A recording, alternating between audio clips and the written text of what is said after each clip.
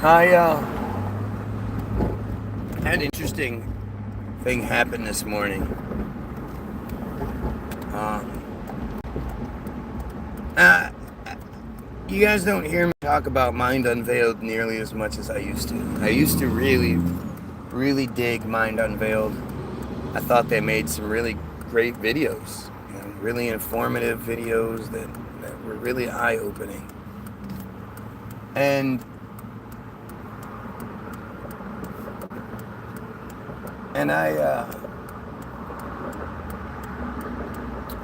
I've noticed that in the last year or so, the page has gone really downhill.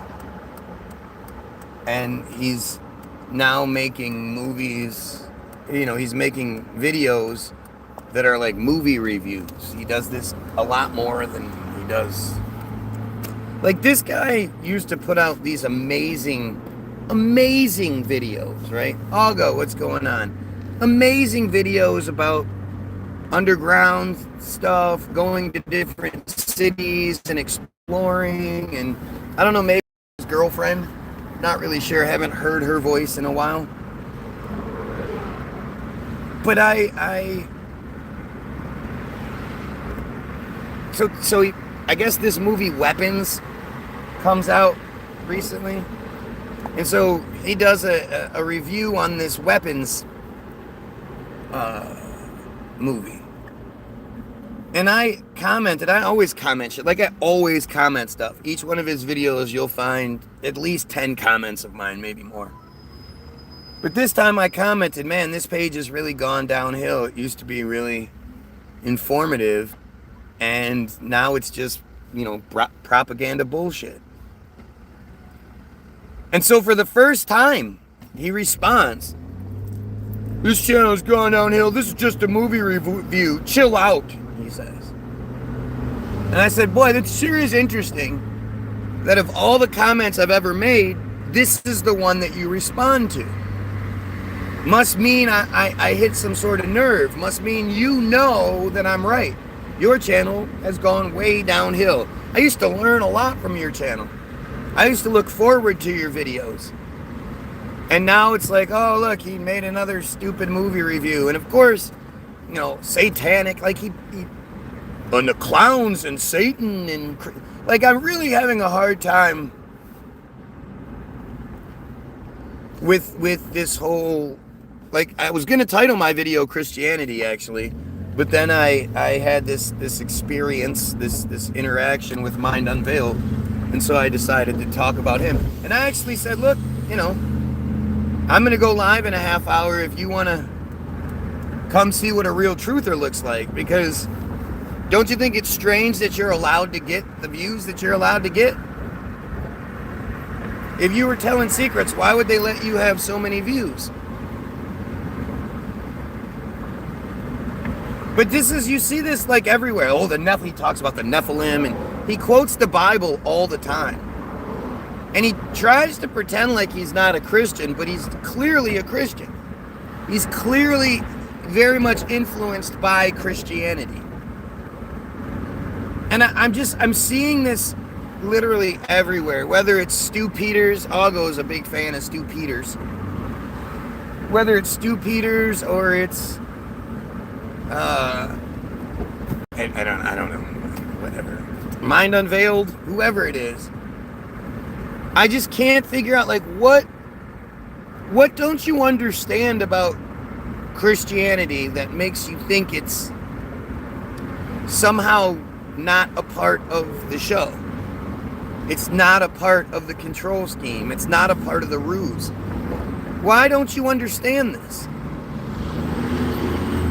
It's not only is it dumb as fuck, the Christian narrative is dumb. It's stupid. And it's so stupid that if you ask people why they believe in it, they get upset with you. Instead of getting excited and say, oh, this is an opportunity for me to share my wisdom with somebody else, or blah, they get upset. And I just, for the life of me, I can't. How can you be a truther? You can see that something's wrong in just about everything except Christianity. Where does that block come in? Why is it that way? It's frustrating, man. It's frustrating to be this island out here alone, trying to fight against the system when, every source that you have is a Christian at some point, in some way. Like, what part of it do you think is real? The Mind Unveiled guys always bring up the Nephilim. It's just so stupid. Like, it's one thing to say, I believe in certain concepts and ideas, but when you're using the terminology of the Christian terminology, it's safe to say you're a Christian. And I don't know, man. I wish I could find some more answers, some more engagement. It's crazy how there's just anybody that's a Christian isn't proud enough or knowledgeable enough to actually have a reasonable conversation. And it's frustrating. It's the arrogance, the absolute arrogance of Christians. To then not be able to even talk about it is just a strange thing. How can you be so arrogant and so insecure and ignorant at the same time?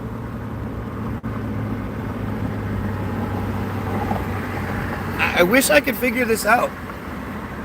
I wish guys like the Mind Unveiled guy wasn't such a coward. I mean, at the end of the day, he's a coward.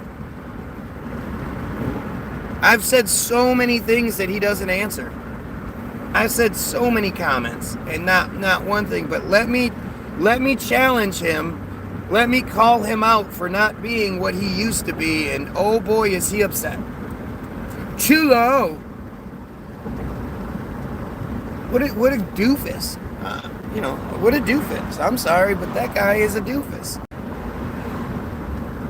And it makes me wonder, like, what is the motivation? What is where does he come from? Like, are we actually, is this just another one of these, is he just more controlled opposition? Because it seems like controlled opposition. Everything seems like controlled opposition.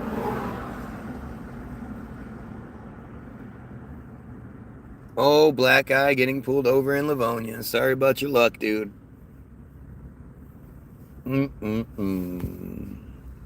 I should get out and start filming, but I don't need that kind of attention.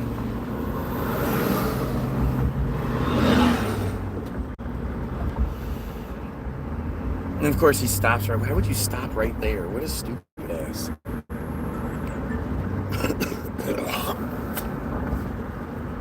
I guarantee Mind Unveiled doesn't get what I get. If he's telling the truth, why doesn't he get what I get? And I asked him, why don't you ever talk about the Jews? Why don't you ever talk about the genocide that's happening? Like, it's strange how people love to talk about they and them. The hidden masters and blah, blah, blah. But they won't mention it. Like he goes out of his way. And if he does bring up the Jews, he I'm not trying to say anything. He has to cover his ass. I'm not trying to say anything. I'm not trying to upset anybody, but I just wanted to make sure everybody knows I'm a good boy. I have to bring this up because this is a part of the conversation, so I'm just bringing this up. I'm not saying anything I'm not supposed to. Don't worry. It's weird. It's weird. It's weird. I love how, again, I guarantee he doesn't have dumbass fake profiles like this fucking idiot who says nothing. But at least he's been here for a while and he has a few subscribers. What's he blathering and crying about now? I've been watching for a few minutes and I just can't figure it out. Way to show what a stupid ass you are. And I don't think you can do anything other than show what a stupid ass you are. But you know, you always go above and beyond. I'm never disappointed in what you put out there. You know, it's the same cowardly bullshit where it's like, why don't you stop pretending like you can't understand what's being talked about and see what I'm getting wrong there? White dude and his tiny penis. Why does that tiny penis make you guys all so fucking stupid, man? Why does it make you such awful human beings?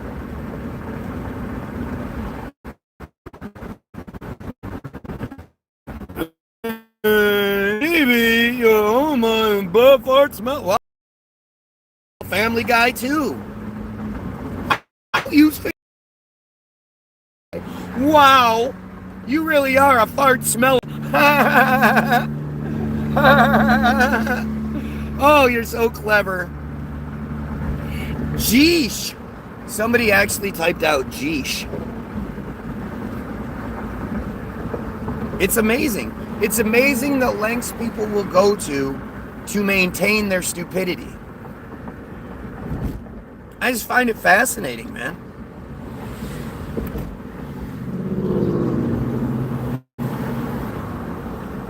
Yep, Tamagotchi, yep. Again, when the only thing that you can focus on negatively in my videos, when the only shit you can talk is about something I have nothing to do with, no control over, like the feed, signal strength, that just tells you everything you need to know. David from Australia. Ooh. I know David is a Goyim name, but more often than not, David is not a Goyim name. And you know how we feel about those non-Goyim. Such a strange thing. Your YOUR streaming in 144p. Again, thank you. Do you guys understand what I'm talking about? Do you see how stupid these people are? They don't even know the right your to use when they're talking shit. It's one thing if you're just having a conversation and I guess you're just feeling lazy. I guess I don't really. I personally can't. If my text is like, if I fuck up a word in the text, I always have to put the little asterisk and be like, yo, oops, I spelled this wrong, or I said this wrong, or you know, I really hate that kind of shit. You got my blood pressure up. See, again, and now you have to tell yourself that you're affecting me because I guess that's your thing. That's your prize is, I'm affecting you. I'm affecting you, right? Please tell me I'm affecting you. Come on. You're affecting me. What? If I hadn't had this thing up, they would have thought. Dude, you have her trapped. No, I don't. I put her in there to play, and then Dave came in, and I decided. She's trapped. So now she can get out. Okay. No, she's out from here. Nick, she cannot squeeze through there. Yes, she does. Okay. Okay. I don't care. Give her the easy way out. Okay.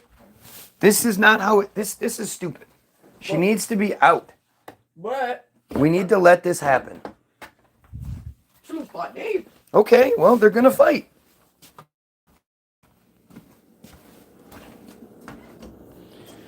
Talk about fascists and Jews again. We want to hear your knowledge. Yeah, well, I only said Jewish because I thought Drago was being a tad rude. Okay, well, do you understand that my initial response to random shit is going to be skeptical? Is going to be adversarial? Because I look at what I get. Do you understand? Oh, that was weird. Do you understand? This is what I get. So it should be understandable. It should be, it should be, you know, easy for you to understand why I would be this way. But I don't want to. I guess you won't.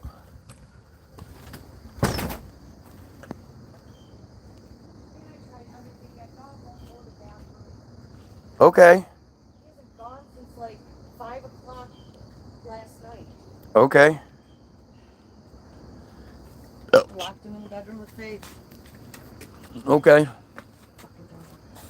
I'm the rude one. That's hilarious. No, you're a dumbass. You try to be rude, but you're not even smart enough for that. It's just, you know, you're just sort of a crybaby. Okay, they have to figure it out.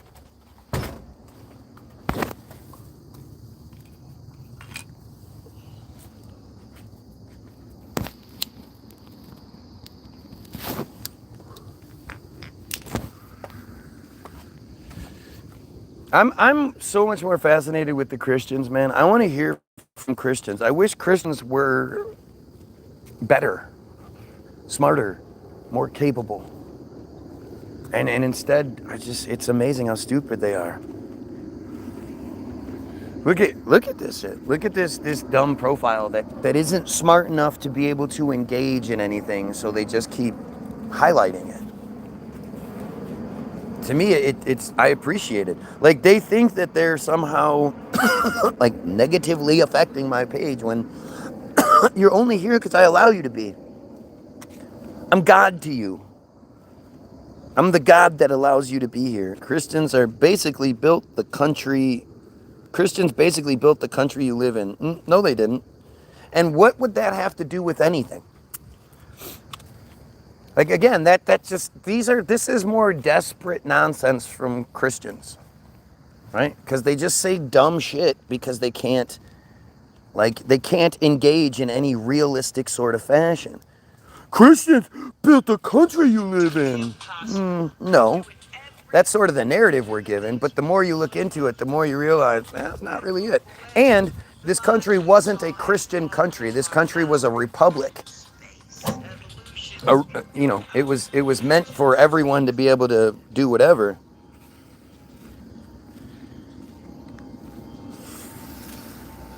I'm sure you're not a Christian. Right? That's why you come in with the dumb shit you come in with. Gotcha. Like, it's embarrassing, man. We built this city on rock and roll. We did. Starship. I was watching this worst auditions in Idol and X Factor history kind of thing. And there's this goofy Jew broad. Her last name's Cohen. And she's all hippie and like, yo, what's up? She has on bell bottoms. And she sings a Grace Slick song, When the Truth is Found. And she actually does, like, that's a terrible song. And Grace Slick is a terrible singer. So she did that pretty well. And then she gets done and she's like, because I had the chutzpah. And you're like, yeah, more Jews. Ian Bernardo is the quintessential example. I'm God, I was smart, yeah, you do watch others start. But again, let's see you come up with something that I'm wrong about. Let's see. The person that joined 6 years ago and has no subscribers. Come on, let's see what kind of intelligence you bring to the table. Is always hi, like hi. Do you know you're using the wrong hi there.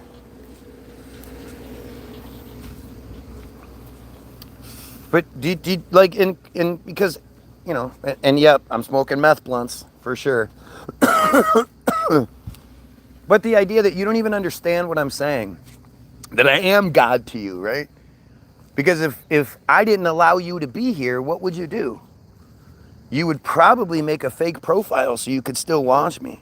That's how you know I'm God to you. I allow your existence on this feed. And clearly I'm a lot smarter than you because you can't come up with any sort of reasonable shit. It's just that desperate, you watched American Idol clip, so for well. Gotcha, Andy. So now I smoke meth, CBD, and cat poop. Gosh, that's awesome. Scrolling through lives, and I'm spazzing out. Yep, here we go. Yeah, ha. Who do you think these people are? Do you think these are real people? with their fake ass profiles? Do you really think these are real people? Can't actually engage in any sort of real conversation, just crybaby, pay attention to me shit? Yeah, run off, Andy. Go on. He's and angry. Lil, you put Lil, liberal, in some shitty town in Michigan. Yeah. And you watch me every single day for hours at a time. Let me ask you this. How many times have you seen me on your feed? Yeah. Oh, we have Mackenzie here, who is a pedophile. Yeah. Oh my gosh. Can you believe he ate a blunt when he thought he was getting pulled over? He must be the first person to ever do something like that.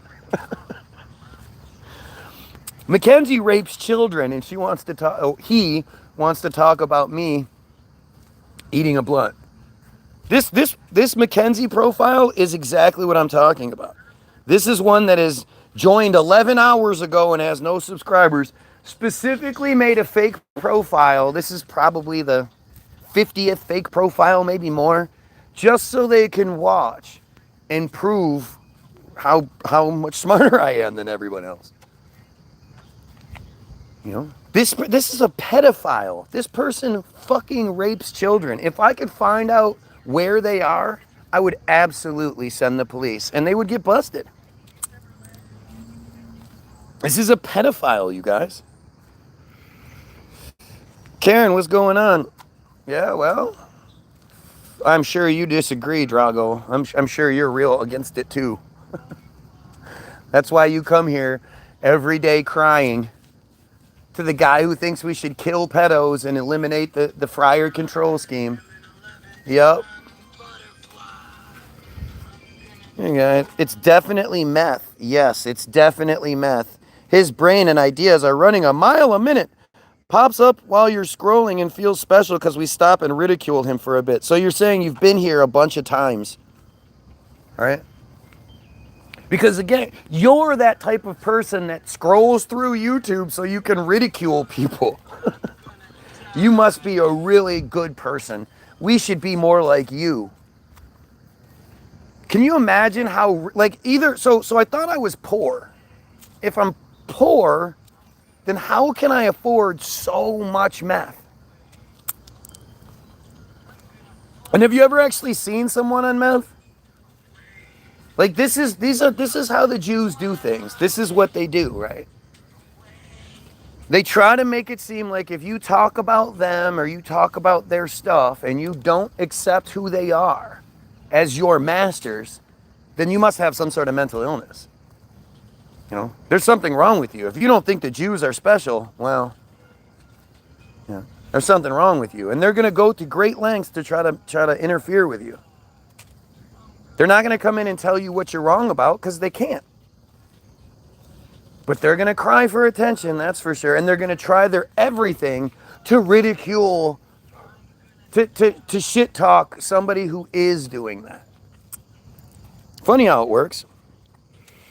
Meth users are delusional and angry. You seem to delusional and angry. Yep, I'm delusional. Which part's the delusion? I'd love to know. Do you not think pedophiles exist? Do you not understand the Jewish control scheme part? Which part is delusional? And of course I'm angry. I'm very angry about children being raped. It's interesting that you're not. Well, you could just be blasted on the illest chronic. Because that's something that real people say, right? That's like a Tommy Robinson text message, right? Isn't this how they talk? You could be blasted on the illest chronic. Isn't that what they say? Isn't that how this works? Without a doubt, gotta be meth. It has to be. Because you always see people rolling up meth blunts. And if they do smoke meth out of a pipe, it's usually a pretty pipe. All right, it's not a glass pipe with some fucking chore boy in it and shit, right? Nah, not that. And notice how, again, they don't address what's being said. Right? They don't address that, yeah, you're right, dude. We should be killing pedos. Yeah, you're right, dude.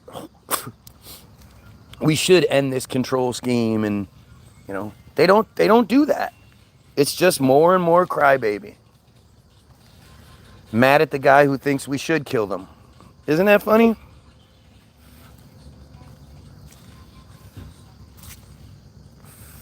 Oh, look, we're getting another one. Because that's just normal. It's all just normal. Imagine like swanging from my nuts like you do. Of all people, you do. Yeah, the left has been crying since 2016. Everyone is sick of it. What? Who considers themselves left and right at this point? You have to be so dumb. To not see what's being done to you, you have to be so dumb. I'm not dumb enough to vote. Every time I ask him a question, he cries like a victim. Yup, that's what I do. I'm crying like a victim. What does that even mean? What does that even mean? And what question did you ask? Guys, you know, again, I appreciate it. You don't have to be here. You choose to be here. You set your alarms to be here every single day and then sit here for hours trying to get attention. Never once admonishing or calling out the pedos. Never once calling out the system. It's just, you're just mad at me. I'm just mad at you. You don't pay enough attention to me. Yep, I'm a self-hating Jew because, again, what? Is that supposed to be like an insult or something? Only dumb Jews would think that's an insult.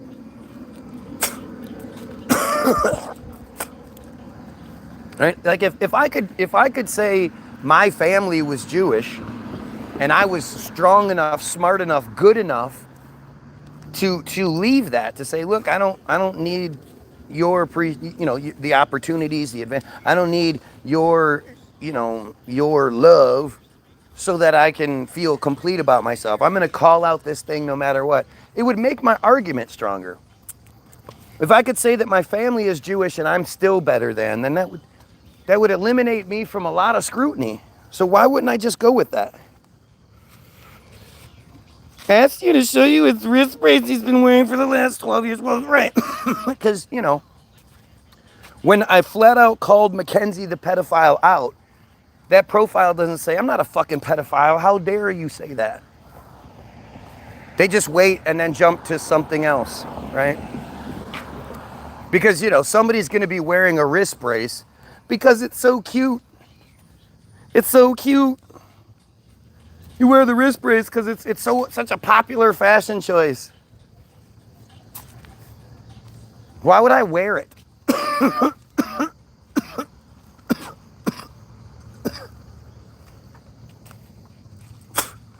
And just for funs and shits and giggles, let's do that. Let's.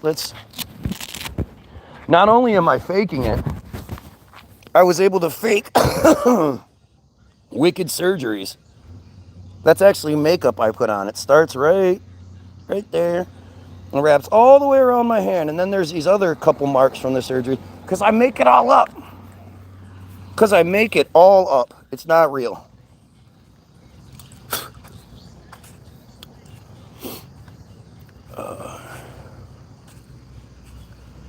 Except the man I don't give a fuck. Voting doesn't matter, you dumb shit. If voting mattered, then Trump wouldn't have been in office the first time.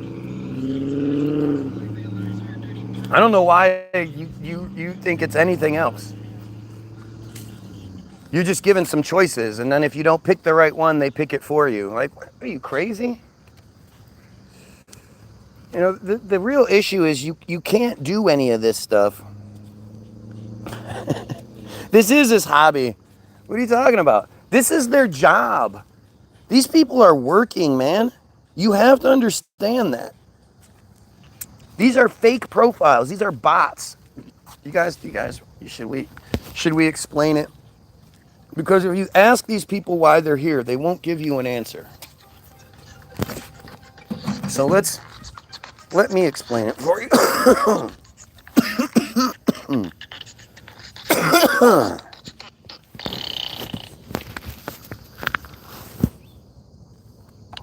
What community stood up for you after 9/11?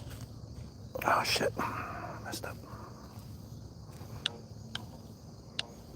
Please help me. I'm melting. Alright, so My soul, one rope to answer the question for you, I swallow my spine at the the first one is act.io. You can see it's all locked up, so there's no... We are here to call out your BS. Really, which part? I haven't heard you call out any BS yet. I've heard you cry and cry and cry. But what BS are you calling out? What have I said that isn't true? Still waiting on that.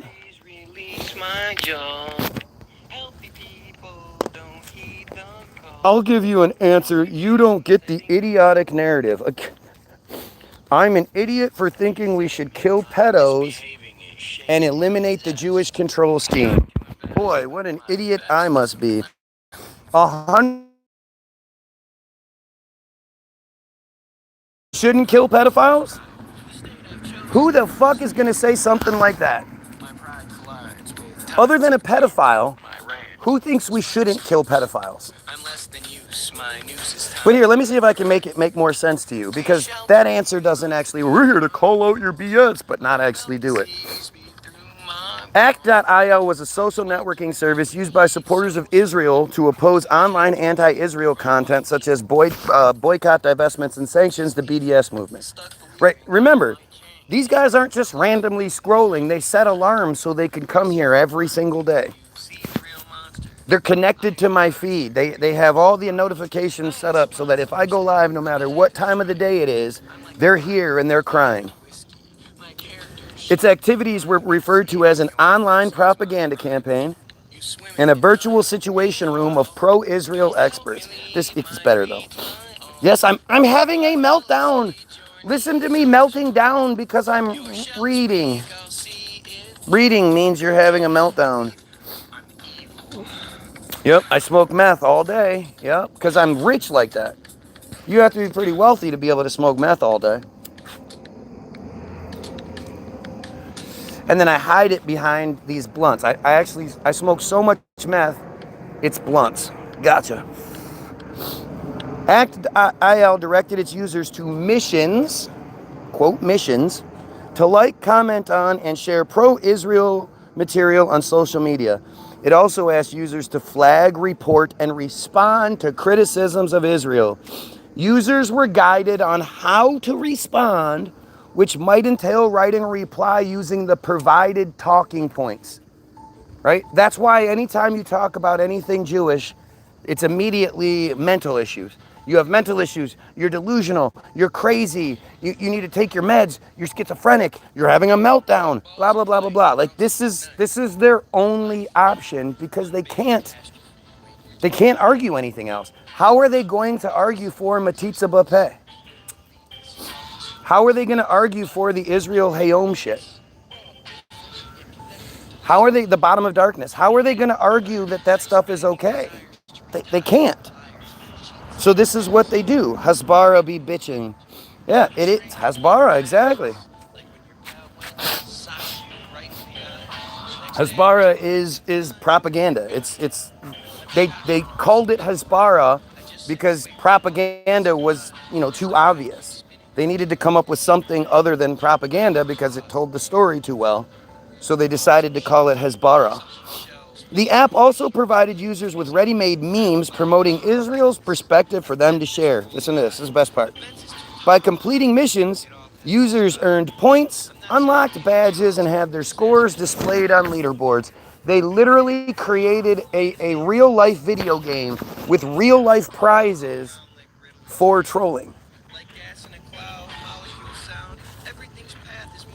Now, does that seemingly make more sense than, we're just here to call out your BS?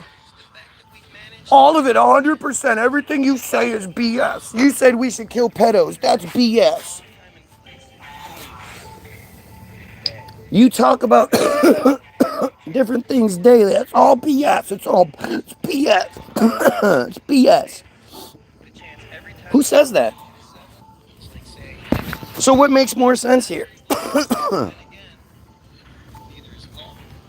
These are just random people that are this obsessed with me that if I block their profile, they'll make a new one. Like Mackenzie. Mackenzie, the pedophile that's been literally watching me for, what'd you say, 12 years? Has been stalking me for 12 years. How many people can the average person say that they've even been watching for 12 years? Just regular, like people you like. How many people have you been following daily for over 12 years? Yep, I can't even get the words out. I'm not even talking. This is what they do. This is how this system works. Here, let's do this real quick, just so people. The public diplomacy of Israel, or Hasbara, includes mass communication and individual interaction with foreign nationals through social and traditional media, as well as cultural diplomacy. Organizations involved include IDF Spokesperson's Unit, Prime Minister's Office, Ministry of Foreign Affairs, and pro-Israel civil society organizations. Historically, these efforts have evolved from being called propaganda by early Zionists when the term was considered neutral, with Theodor Herzl advocating such activities in 1899, to the more contemporary Hebrew term Hezbollah, introduced by Nahum Sokolow, which translates roughly to explaining. This communicative strategy seeks to justify actions and is considered reactive and event-driven.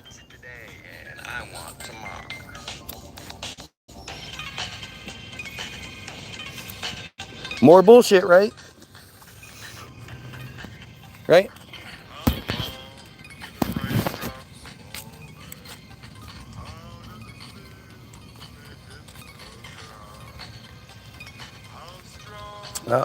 Among early Zionists, it was common to label communicative efforts propaganda. Theodor Herzl used the term at the Third Zionist Congress in 1899 when he asked fellow Zionists in the audience to, quote, engage in propaganda. At the time, the term propaganda was considered neutral. The term is now pejorative. Propaganda is now typically used for official government statements or by critics of pro-Israeli advocacy groups to portray the communication as misleading and manipulative. The propaganda wing of the Irgun was a substantial proportion of the organization. Early mentions of the term Hasbara in English mainstream print media date from the late 1970s and describe it as, quote, overseas image building. Ouch. According to the Washington Post, this work, quote, is called Hasbara when the purpose is to reshape public opinion abroad. That's a quote. We don't know whose quote that is, but in the early 1980s, Hasbara was defined as a public relations campaign.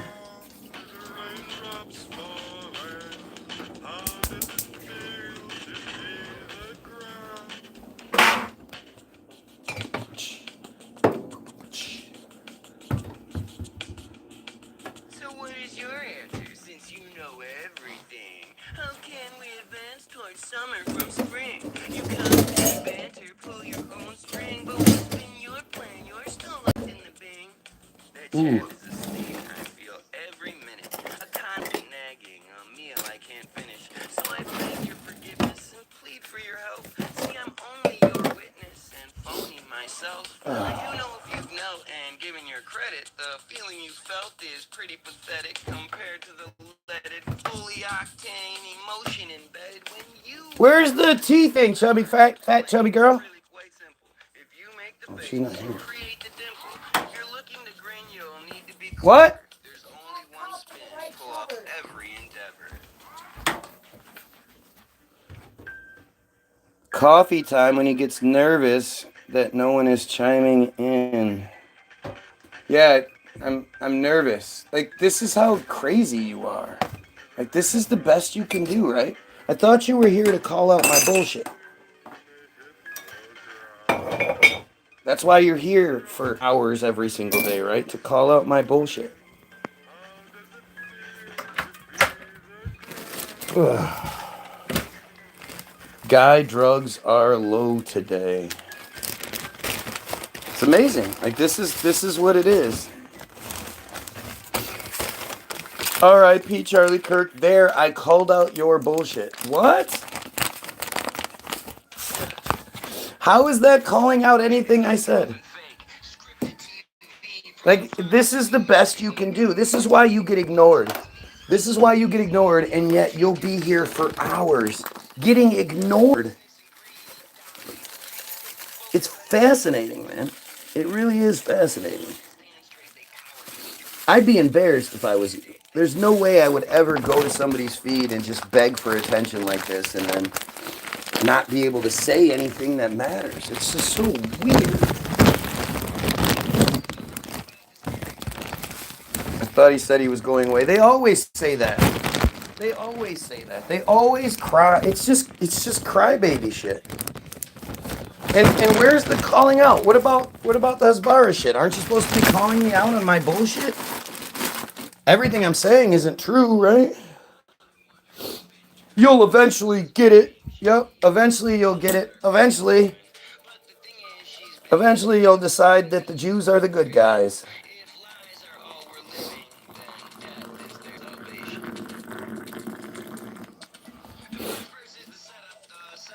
Gotta get my coffee, because, I'm a big coffee drinker.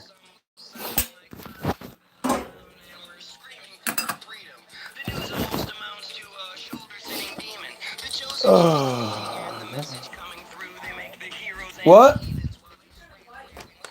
What? They keep trying to fight. Okay, they have to figure it out.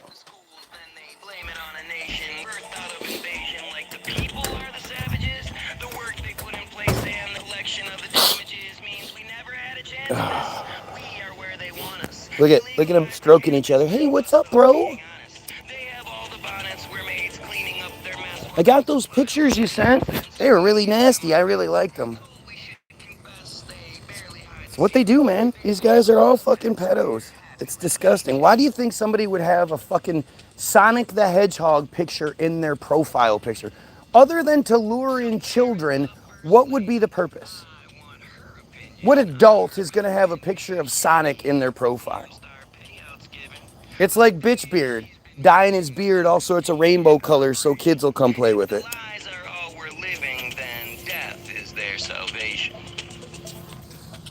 James Napier is a pedophile.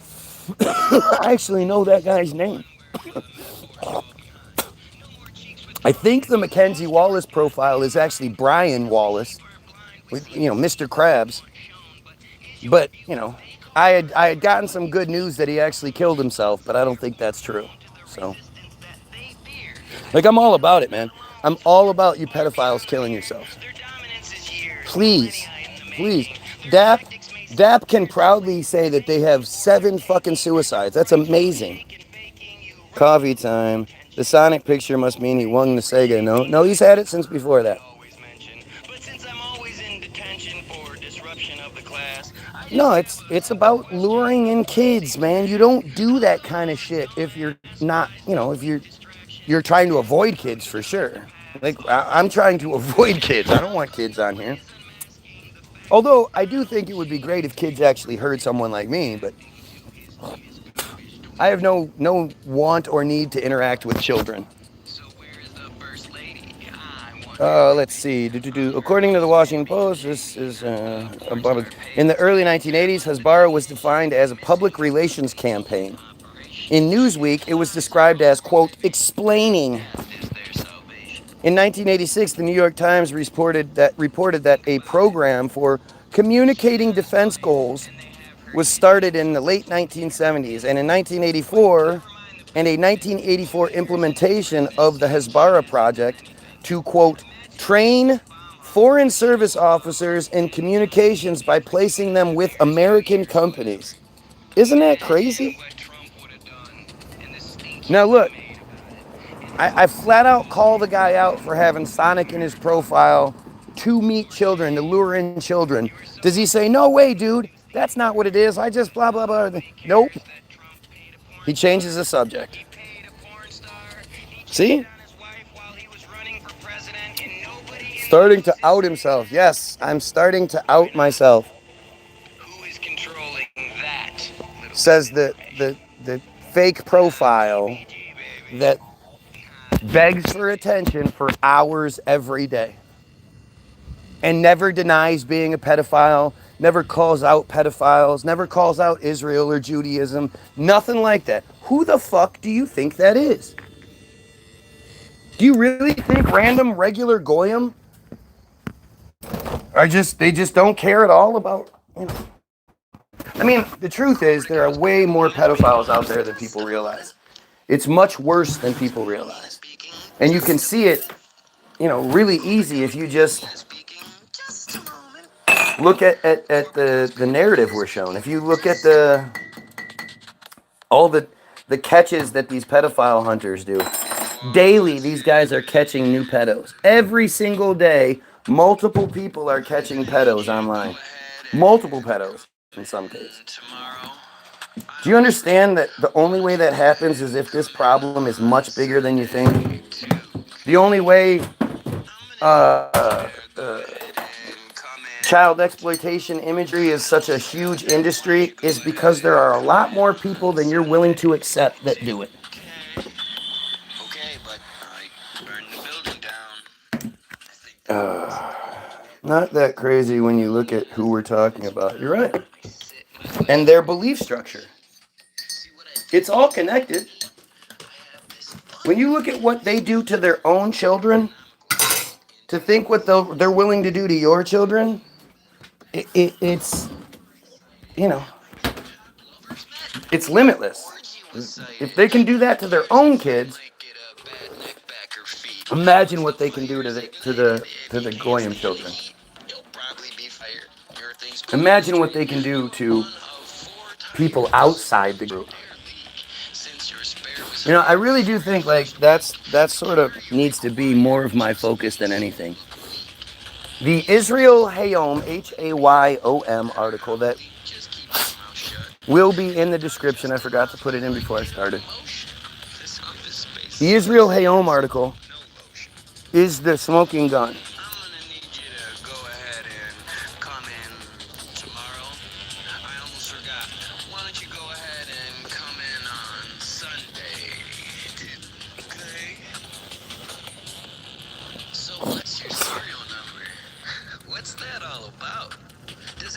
So I went to Portland, and guess what they have down the river? I'll give you a clue. Red October. I don't know what that means. I know I know October is Croptober, especially in places like Oregon. But I don't know what that is.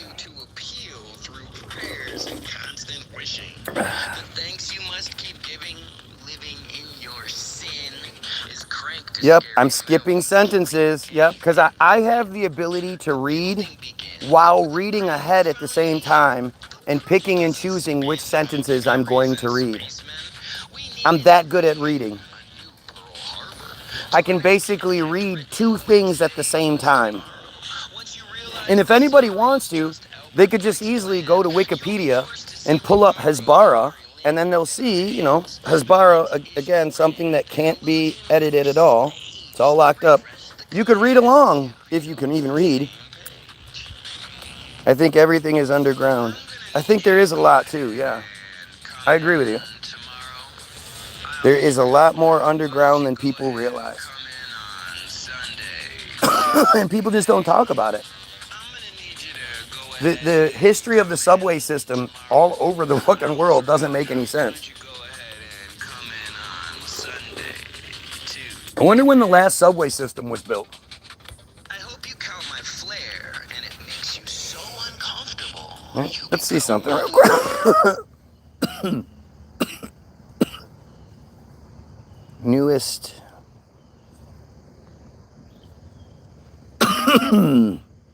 subway.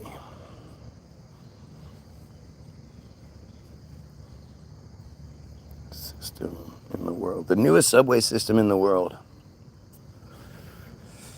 There isn't a single newest subway system, as there are many under construction, but among recently open systems, the Urumqi Metro in China opened in 2018, and it's notable for its focus on operating in extreme conditions and incorporating local cultural elements. All right, I want to find this one. Let's look this one up.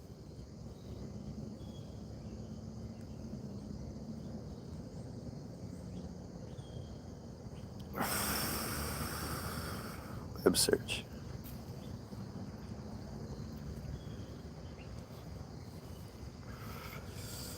All right, let's see. The Urumqi Metro, or Urumqi Subway, is a rapid transit system in operation in Urumqi, capital of Xinjiang Autonomous Region in China. Xinjiang Autonomous Region in China. What's an autonomous region? You ever listen to Phil Schneider? He's created, he's censored now, but I found before that he's on BitChute. No, I don't know who he is. I think I've heard that name before. But then again, Schneider's a pretty common name. And when I hear a name like Schneider, I'm like,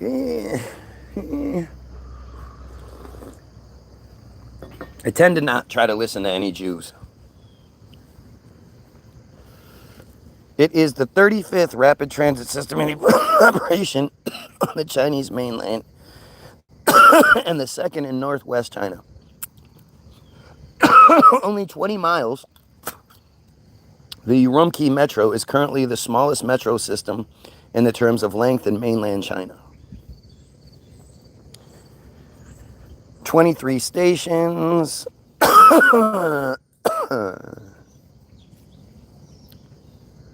Trying to find a history on this thing. Let's see.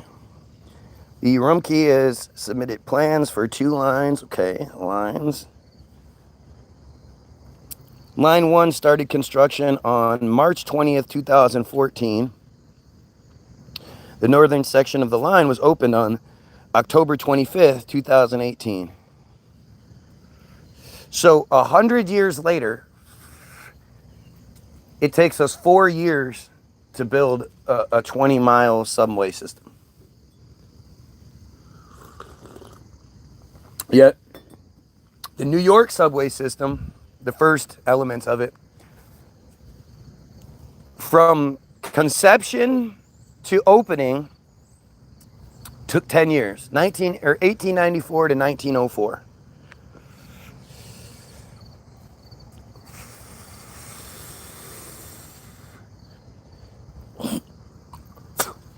Saudi, it was alien technology. I don't know. We start talking about aliens and shit, and I just lose all interest. To me, obviously, aliens are some sort of goofy-ass distraction.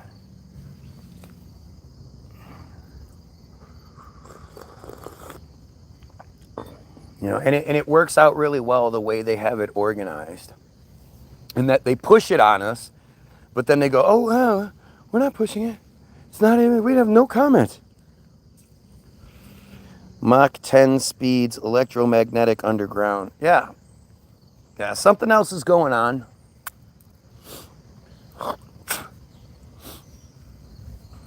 You know, I don't know. I know that what we're told, like, to me, the 1800s narrative we're given is so fascinating. Not saying it's true, but it's fucking fascinating. Under construction. Line 2 is under construction. The line will have 16 stations from Yan'an Road to Hushan Street. The first stretch will open from Hushan Street up to Nemen in July of 2025. The rest will open in 2027, but we don't see when it was started. Interesting. And there's literally no information on it. That's it. I've read you what's available. That's fucking crazy. Booted and back, says Karen. I thought that too. I agree. But this is 7 miles underground, according to him. you know, I mean, again, there's obviously way more to it than we know. And this is where it really comes down to, so we could sit here and argue about it, and we could pretend like we know something, or we can say, look, the only way we actually get the answers to these questions is if the Goyim unite. We Goyim unite across the world. The 99 or 99.7% of us that aren't them unify and overthrow them as the control system. We don't know, but what we do know is they lied about everything. They lied and everything's a lie. Yeah, that's where the real truth comes in. Is that everything is a lie. It's a lie and it's a distraction. And this is the thing that people just don't understand. Have you heard of the Israel Hayom article I'm always talking about?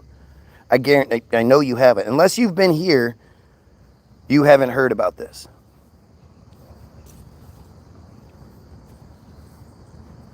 Hayom.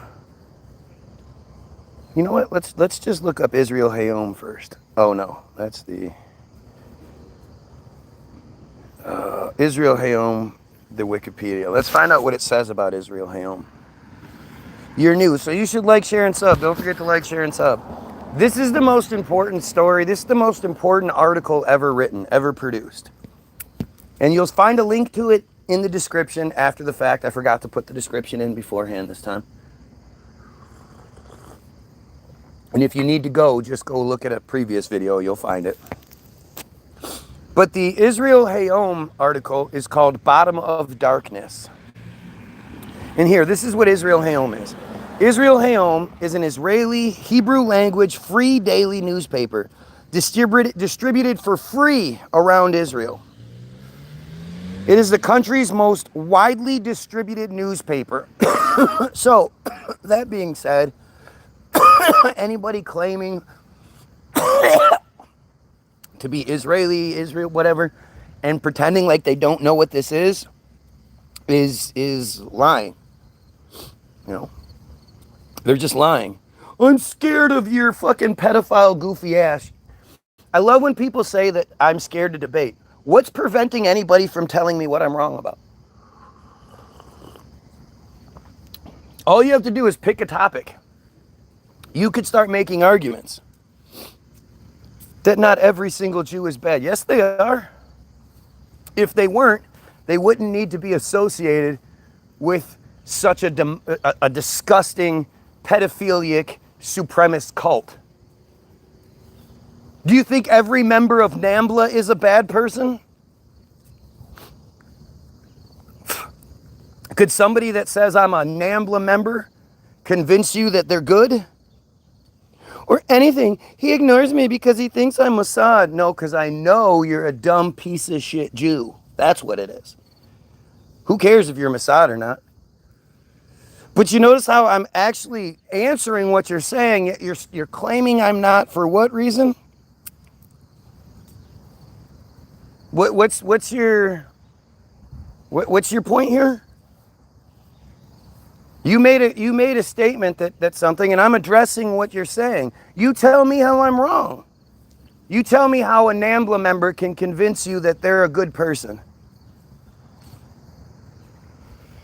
Sure, well, you know what? I believe your fake profile. I believe what you say. Yeah, why wouldn't I? You only come here every day begging for attention for hours on end, trying to tell me I should stop doing what I'm doing. Why wouldn't I believe everything you say?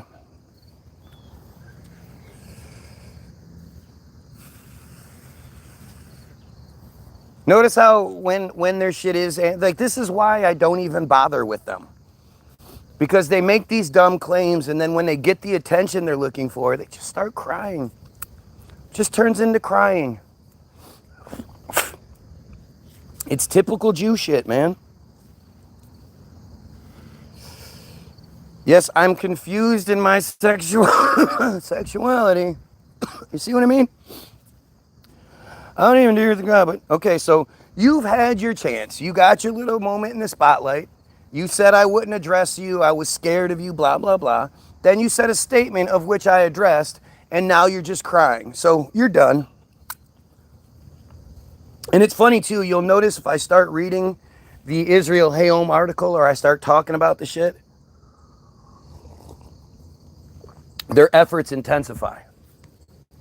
They start saying all kinds of goofy shit, trying to get you guys not to pay attention or to, to think I'm crazy because if, like Dave Chappelle says, I always have to say like Dave Chappelle says because I don't want to take credit for other people's shit. But the worst thing you can do is call someone crazy. It's dismissive. And so if you call me crazy, if you say what I'm saying is crazy, then you immediately just go, oh, well, then what he's saying isn't true. I'm dismissing it. He's crazy. But this is a reality, man. This is owned by the late Sheldon Adelson. What a fucking surprise. If I didn't think this was bad enough already, to find out that Sheldon Adelson owned it just takes it into that next level. The casino mogul and political donor. You mean Israel donor. Let's see. Is anybody actually saying anything? No. Look, it's all just these weird... Like, again, can you imagine? These people aren't going, wait, what are you talking about? Let's figure this out. Let's learn about this. They're just desperately trying to change the subject. Why would anyone try to change the subject? If I'm wrong, then deal with the subject I'm talking about and how I'm wrong. But why are you trying to change the subject so drastically, so dramatically?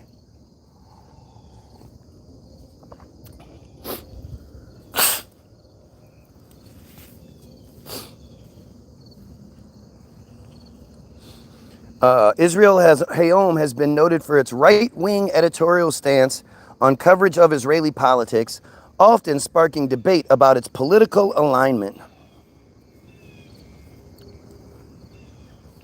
Let's see. Free daily newspaper format tabloid. Publisher Miriam Adelson. Editor-in-chief Omir Lachmanovich. He should be changing his name soon enough. General manager Amir Finkelstein. News editor Yuri Dagon. Photo editor Amy Schumann. Launched July 30th, 2007. Political alignment. Center-right to right-wing conservatism, national liberalism. Sorry. I was like, what is liberalism? Conservative, right? Conservative is supremacist. Conservative is another way of saying supremacist. So when they're talking about the ultra-conservative Netanyahu, Bezalel Smotrich, Itmar Ben-Gvir coalition that was being put into power in Israel, while you were all distracted by Kanye, they mean supremacist. The only two books we need, you read Behold the Pale Horse by William Cooper. William Cooper is too popular for me and William Cooper might have some good things to say, but he's all about the Christian bullshit. And it's just so confusing to me that somebody, especially like he's a great example, right? How is he smart enough to understand that everything is a lie and everything is a conspiracy, but at the same time be this diehard Christian? How does anybody stop their truth or brain when it comes to Christianity, other than because it's obviously bullshit and you don't want to know better? Like most people that claim to be Christian don't know shit about the Bible. Why? Because if they did, if they actually read the Bible, it would turn them off. 11 watchers and 6 likes. Again, this just makes sense, doesn't it? This is how it shit usually works, right?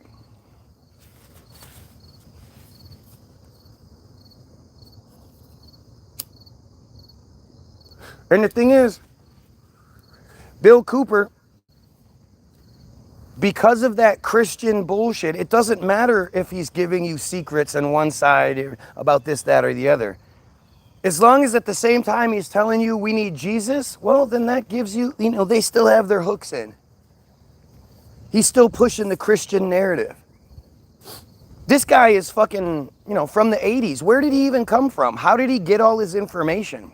This is pre-internet, so where did he get all his information from? And of course he was killed and blah, blah, blah, and really mysterious, or not mysterious, but fucked up circumstances. But that's what the narrative is. We don't know if that's true. We don't know if the William Cooper agency or the William Cooper agent was retired and then went off and lived a good life in Israel somewhere. He was CIA or something. Yeah, exactly. I don't trust anybody that's ex-CIA. Nobody. Just like I don't trust military people. Just like I don't trust cops. If you're like, yeah, I was military, blah, blah, blah. Well, your loyalty is to the military. You've been programmed and injected, and your loyalty has been, ingrained into you. And it's the military is right up there. God, country, and whatever. Could be disinfo agent. Yeah, of course he is. Why is he everywhere? It's not even, it's not, okay, so the thing is, so much of what gets talked about, because of all of the other efforts that are put into you, you'll think it's crazy. You're quick, the first reaction is to call it crazy. So he's already going to provide the crazy, people that don't agree with. They have to give us people like that.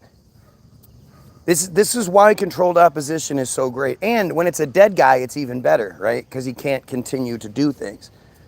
But they know that if they don't give us a few Alex Joneses and Joe Rogans and William Coopers, then a real person will naturally organically be presented. I hear you. Same here. Got to keep an open mind. I think people,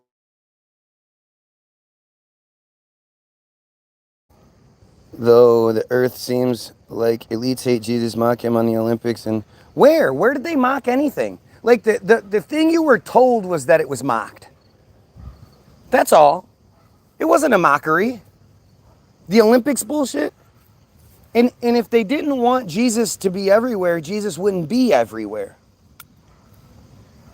The only reason anyone even believes in Jesus is because they're told to.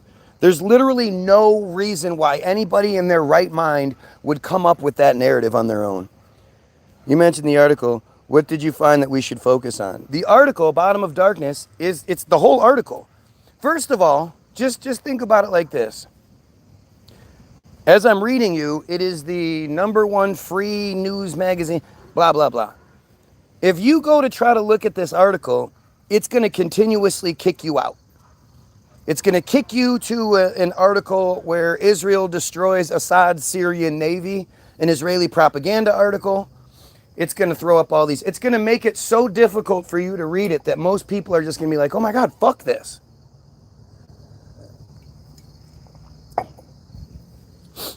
But the entire article is telling, whether it's the stories, it's the response, or even what the good guys have to say in the article.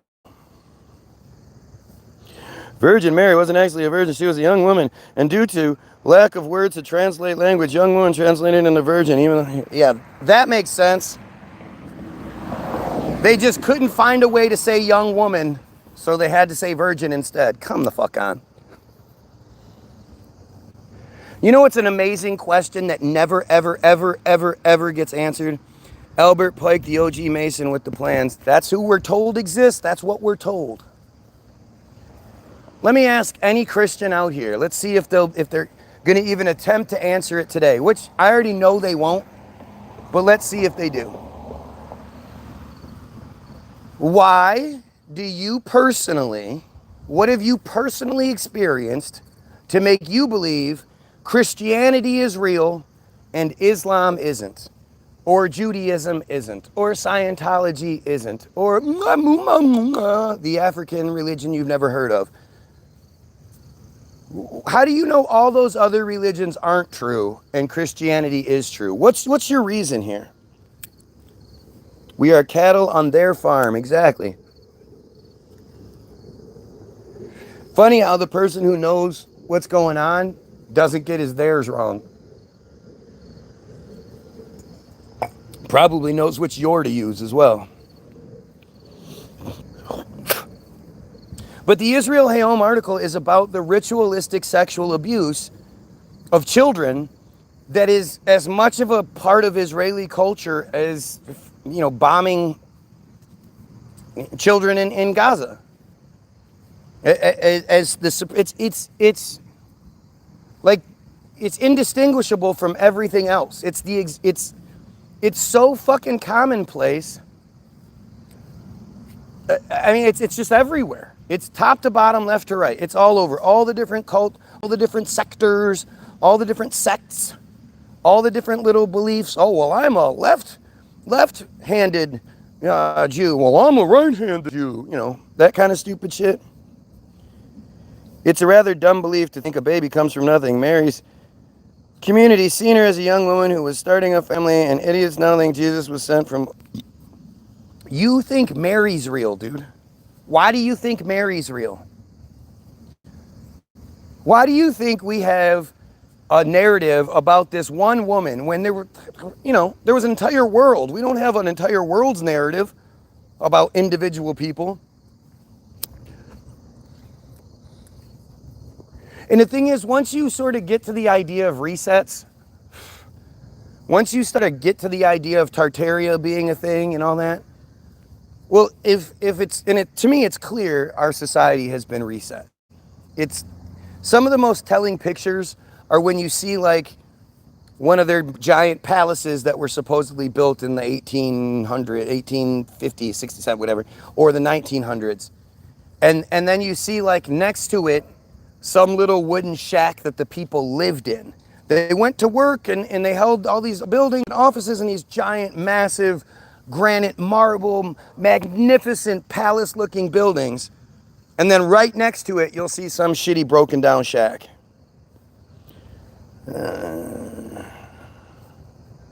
Georgia Guidestones, The Georgia Guidestones and the 800 million. That's just more propaganda bullshit. Pretending like we don't know, we can't figure out who fucking put those there. That just tells you everything. Those were there to be seen. Those were there to be talked about. Everything that exists that doesn't get you talking about who is pulling the fucking strings. It's distraction. You are being distracted. And Israel Hayom is what you're being distracted from. The craziest part is how I read Israel Hayom, and not a single Jew comes on here and says, yeah, I'm Jewish, and I hate this shit. We need to do everything we can. Show me the Jewish group that's against Matitza Bapeh.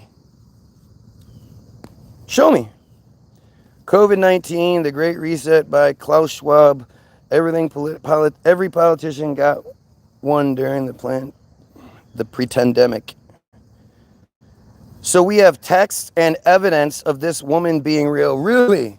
What? So you just outed yourself. We have texts and evidence. What evidence? If you had evidence, why aren't you presenting it? And texts, there's stories that say everything. You believe everything that's ever been written down? The woman, not the magician. We have evidence of a man named Jesus during that time and that period as well. What are you talking about? Your idea of evidence is that somebody told you something, and you're like, well, there's the evidence.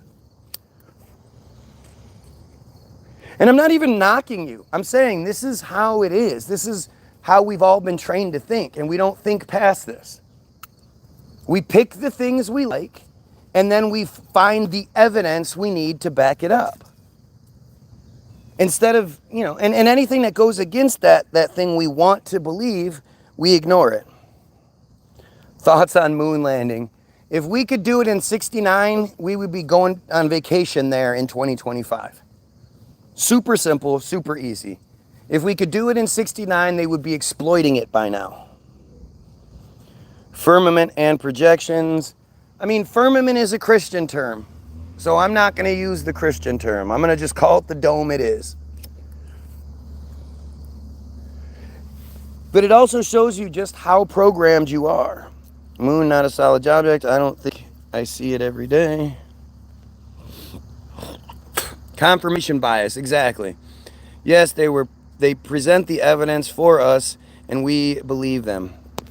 Well, the thing is, one of the most important things they do is they give you the answer before you even have the question.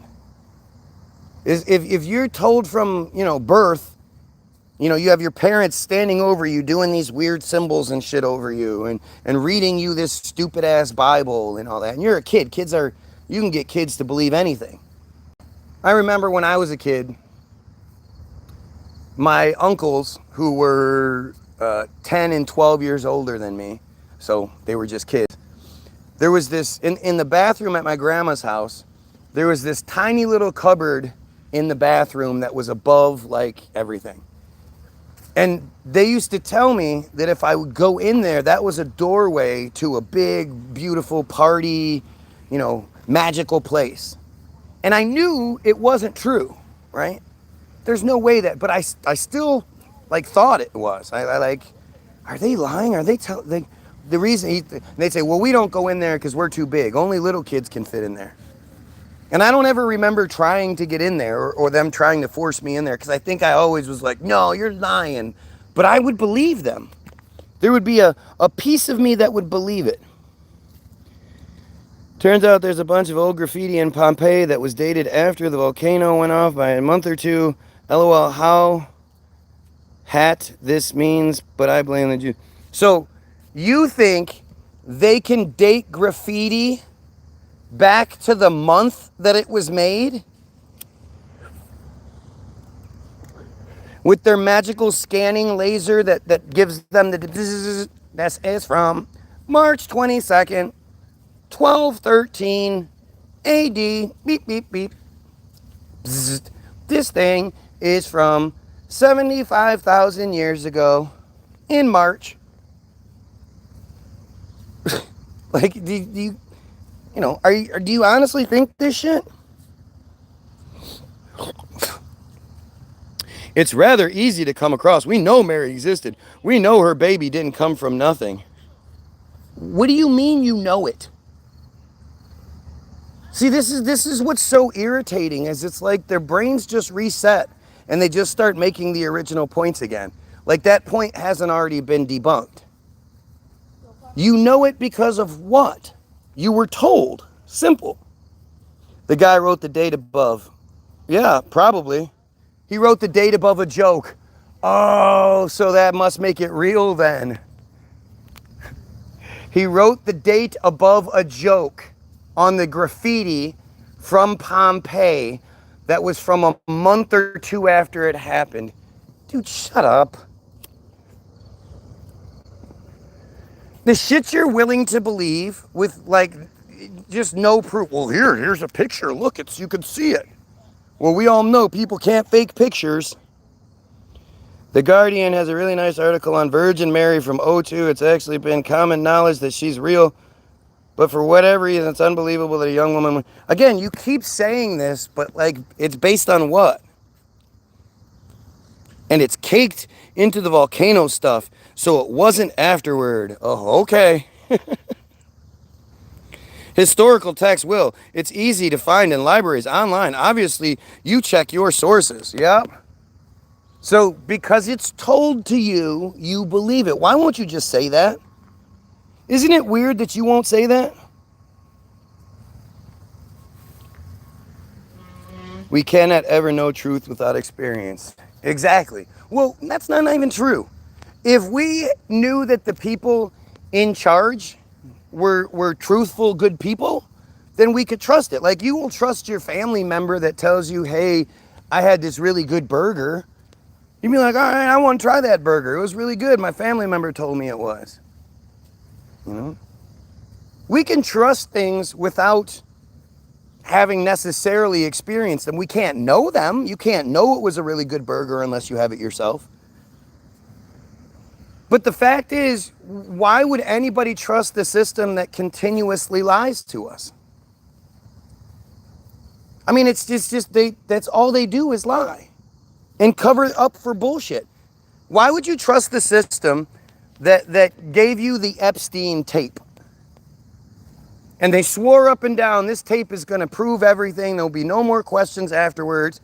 And then they present you with a tape that's been edited, that's been moved, like, that doesn't actually show anything. You can't even tell the guy that they say is Epstein because the piece of wood blocks his face.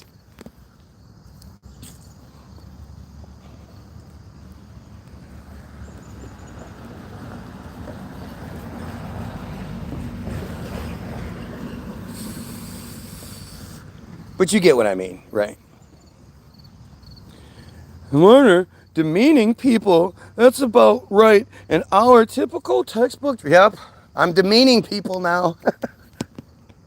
Look at this fucking moron. No one told me this. I found this on my own. The indoctrination of religion is starting to become too big. What do you mean you found this on your own? You went to Pompeii and were like searching through the rubble and were like, hey, look at this graffiti here. Hey, this is a joke. Hey, there's a date here. The arrogance in thinking this. The arrogance in thinking that you weren't told anything. I don't have that, sorry. The Bible is timeless, but he's saying everything is a lie. Well, the Bible is stupid. What are we talking about here? Has anybody actually read the Bible and do you think it's a good book? It's a good story? It's well written? It's dumb as shit. You know, you have most Christians that'll sit here and like, well, Sodom and Gomorrah says gay people are bad. It's like, you clearly don't know what Gomorrah says. Because Sodom and Gomorrah is all about that incest. That story I told you from the Bible, remember? Yes. Well, one of them, yes. I mean, even something as silly as, you know, Israel and the Judaism. Judaism cannot exist without Exodus, right?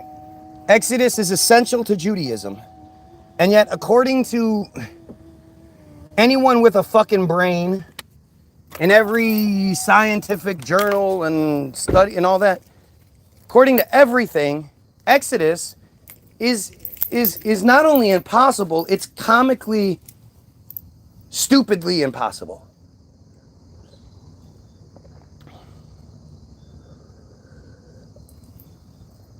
It's just not real. It's impossible that a group of whiny, inferior pieces of shit, 2 million of them, walked around the desert for 40 years. They were lost in the desert for 40 years, just wandering around. Oh, my feet hurt. It's wild out here. It might not even be 2025. Do you know why it's 2025 though? Leah Bia! Revelation is the only one I care about. Have you read Revelations? It's dumb. It's dumb. Revelations is terrible, and I think most people just don't know it.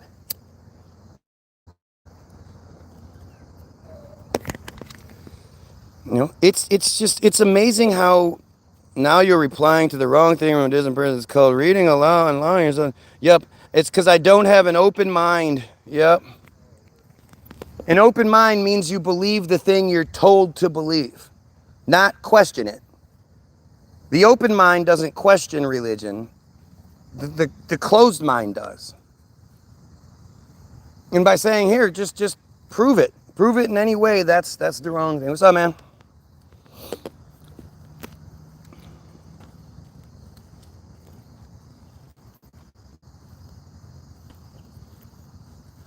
Like, it's just fucking wild, man. It's wild how stupid like we have to be. It's a requirement. It's part of it.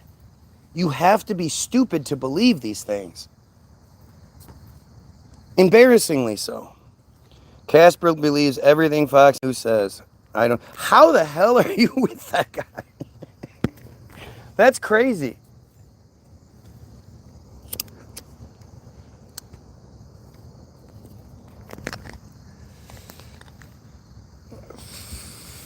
Yep, I'm super defensive. Science also disproved Noah's Ark floods. Noah's Ark is is up there. It's up there with the dumbest stories in the Bible. It's really hard to actually pick and choose which one is the dumbest, but it's fucking dumb. Right? It's stupid. Do you vape? Fuck no, I don't vape. This new technology that just comes out and they're like, here, do it. Suddenly in 2019, for some reason, all of the vape people are putting vitamin E oil in. How did that even come about? Where did all this happen from? You don't know the fucking what's going to happen to you from 30, 40 years of vaping.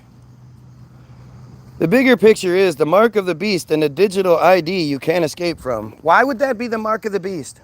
How come people are always so quick to be like, the mark of the beast, and then avoid the fact that they're all baptized with an invisible symbol on their forehead?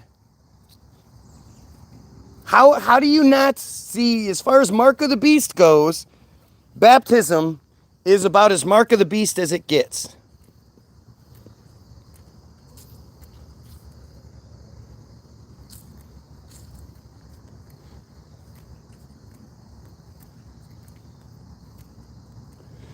Oh, everything, there was a lot, almost everything. What do you mean almost everything? What part wasn't? Is a metaphor. It's not supposed to be. It's supposed to be the word of God. They have melatonin babes. God damn, that's so stupid.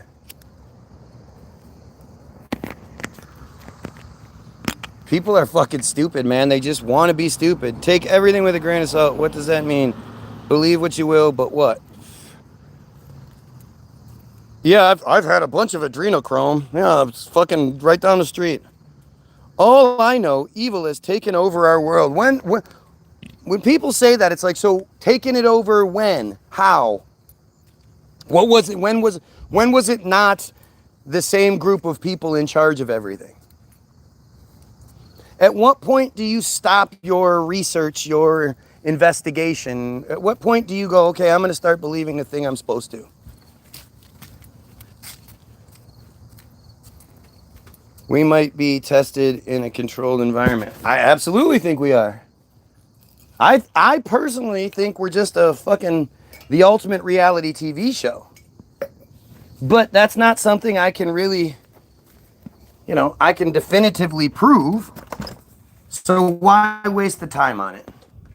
You want to know the real shape of the earth? You want to know the real this, that, and the other? Then just like I keep saying, we Goyim have to unify and overthrow the piece of shit chosen that control the narrative. It's that simple. It's just that simple. All right, I love you. All right.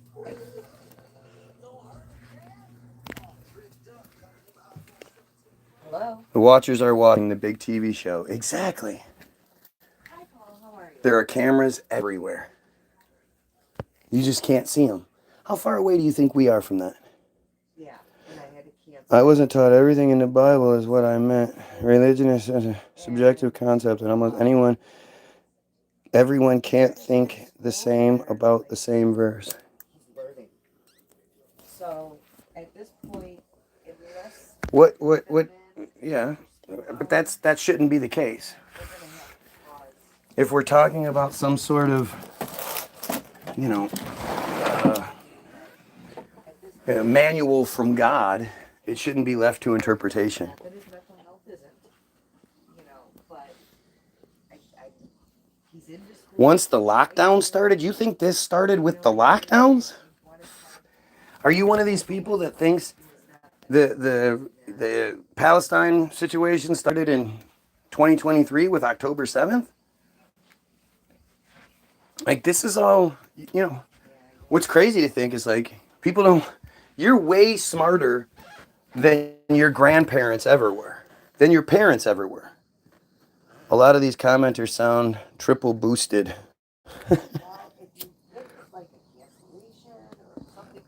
A lot of these commenters are just act IL and Team Jorge bullshit. Like I said, I can always provide receipts for what I'm saying. Can you? It's like looking at a color and trying to make it mean one thing. Meanwhile, someone else, it's not, though. We're not talking about that. We're talking about the fundamental structure, the foundations of a lot of people's lives. Like a justification for mistreatment and crime and all this other shit. And an inability to see it for what it is and just say, hey, this isn't true, so fuck it. Like, I 100% don't believe in it. The door is always open. If somebody can convince me otherwise, then okay. But, it's fucking stupid. It's fake. It's dumb. It's a Jewish control scheme. And it's not that I'm just saying, well, I don't really know what it is. And no. It's a Jewish control scheme. If you just read the narrative they want you to have, it'll tell you that. They don't even hide it. The Balfour Declaration. See what I mean? Everybody thinks they know because of the Balfour Declaration. But then if I say, well, what about the Uganda scheme proposal? They go, what? You just don't what about the emancipation or the auto emancipation pamphlet? What about that? Do you know about that? The idea of Jews taking over Palestine is so much older than you think it is. The Balfour Declaration was just how they figured out, it was their way of manufacturing, of facilitating the bullshit. The Balfour Declaration is actually the Rothschild Declaration. It's just called the Balfour Declaration because Rothschild would have been too obvious. And the Balfour Declaration is it leads. World War I and World War II were about Israel. Yes, other things happened. They took advantage. But Israel was the main goal. World War I was about setting up British Mandate Palestine, making the Palestinians completely reliant on the British. No military, no government, no nothing for 30 years. So imagine how soft they became. And then World War II gave the excuse that, okay, well, what supposedly happened in Germany, were supposedly, Europe had 3 million people, 3 million friars in it, 3 million Jews in Europe, but somehow 6 million died. Even though the majority escaped here or Russia or other parts of Europe.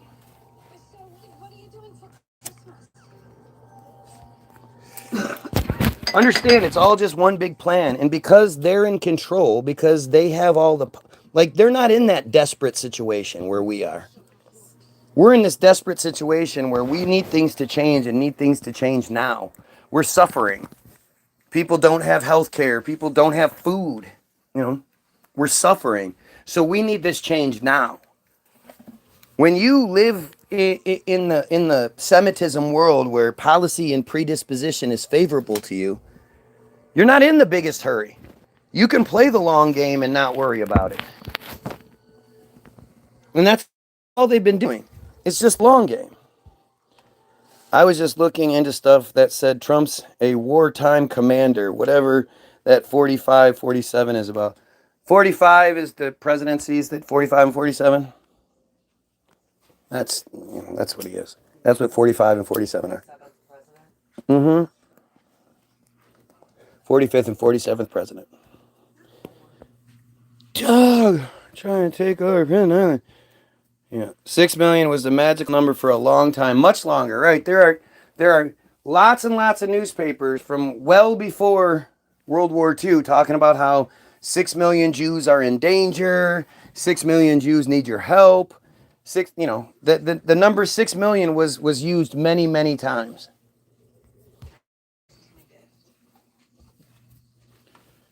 More people need to watch Europa Last Stand. Everybody needs to watch Hollywoodism. I don't care about, science fiction, crazy, whatever. Hollywoodism is the most important film ever made. Hello. Hi, Eva. How are you? Hollywoodism is the most important film ever made. Oh, you cut out. There you are. Made in the late 90s. It was made by the Jews as a flex.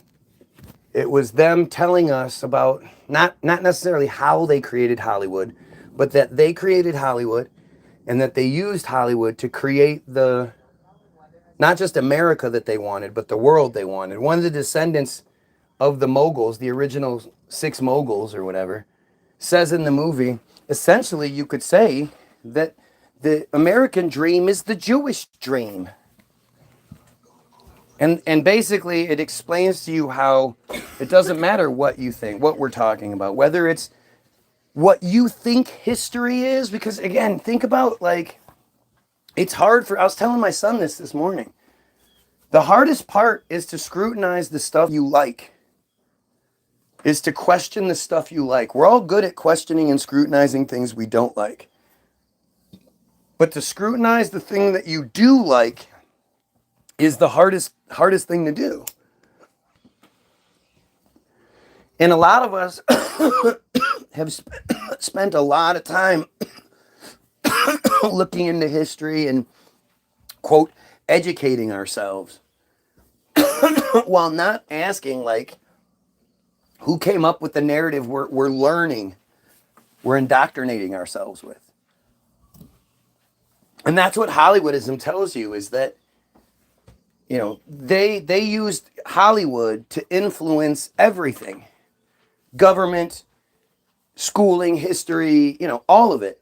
It was all used, it was all manipulated by their weapon that is Hollywood.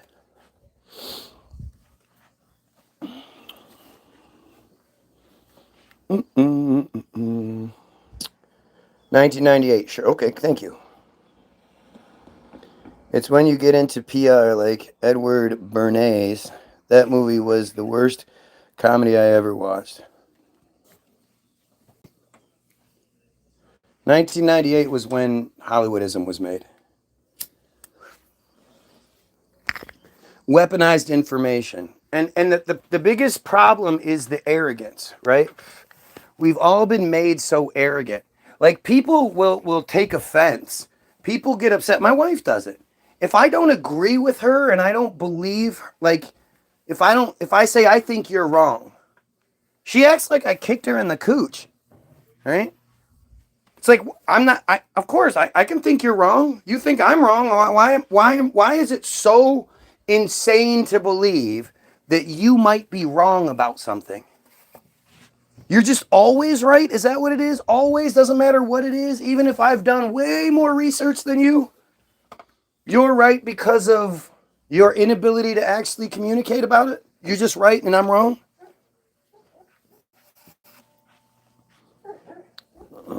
In junior high, seeking out a night rolling. You can't talk that way to a woman. You should know this by now. But you can't talk that way to anybody. You can't, if I say to a Christian, I think you're wrong, they don't go, okay, cool, let's talk about this. No, I think I'm right, so let's talk about this. And if you're right, then I'll admit that you're right and I'll change my mind. No, how dare you? You can't say that. I'm offended by what you have to say. I'm upset by what you have to say. This all MK Ultra bullshit, man. The one of the best things MK Ultra did was convince black people to commit crimes at the utterance of a word. All you got to say is nigger and black people will lose their shit. It turns them into a Manchurian candidate. They start acting in ways they normally wouldn't act. They get violent. And all you have to do is mention a word. While you were distracted over the last few days, Republicans voted against releasing the Epstein files. Knew that. The United Nations voted 142 to 10 in favor of Palestinian statehood. Knew that. Russia attacked Poland. Didn't know that. Gen Z overthrew fascists in Nepal.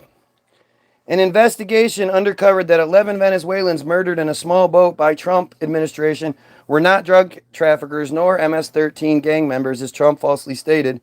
Former Brazilian president was convicted and sentenced to 27 years in prison for plotting a coup.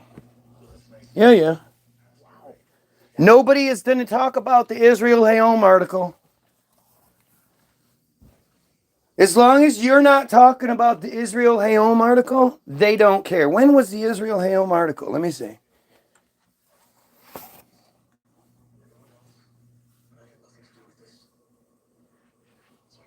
I guess it's not there. All right, let's go.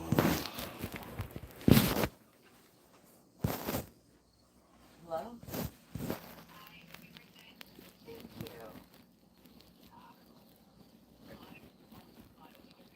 Why?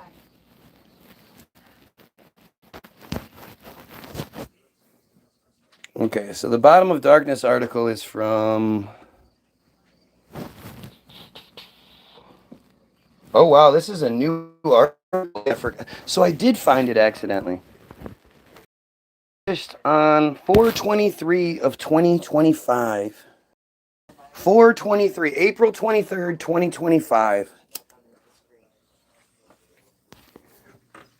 And you haven't heard a single fucking person say a thing about it, have you?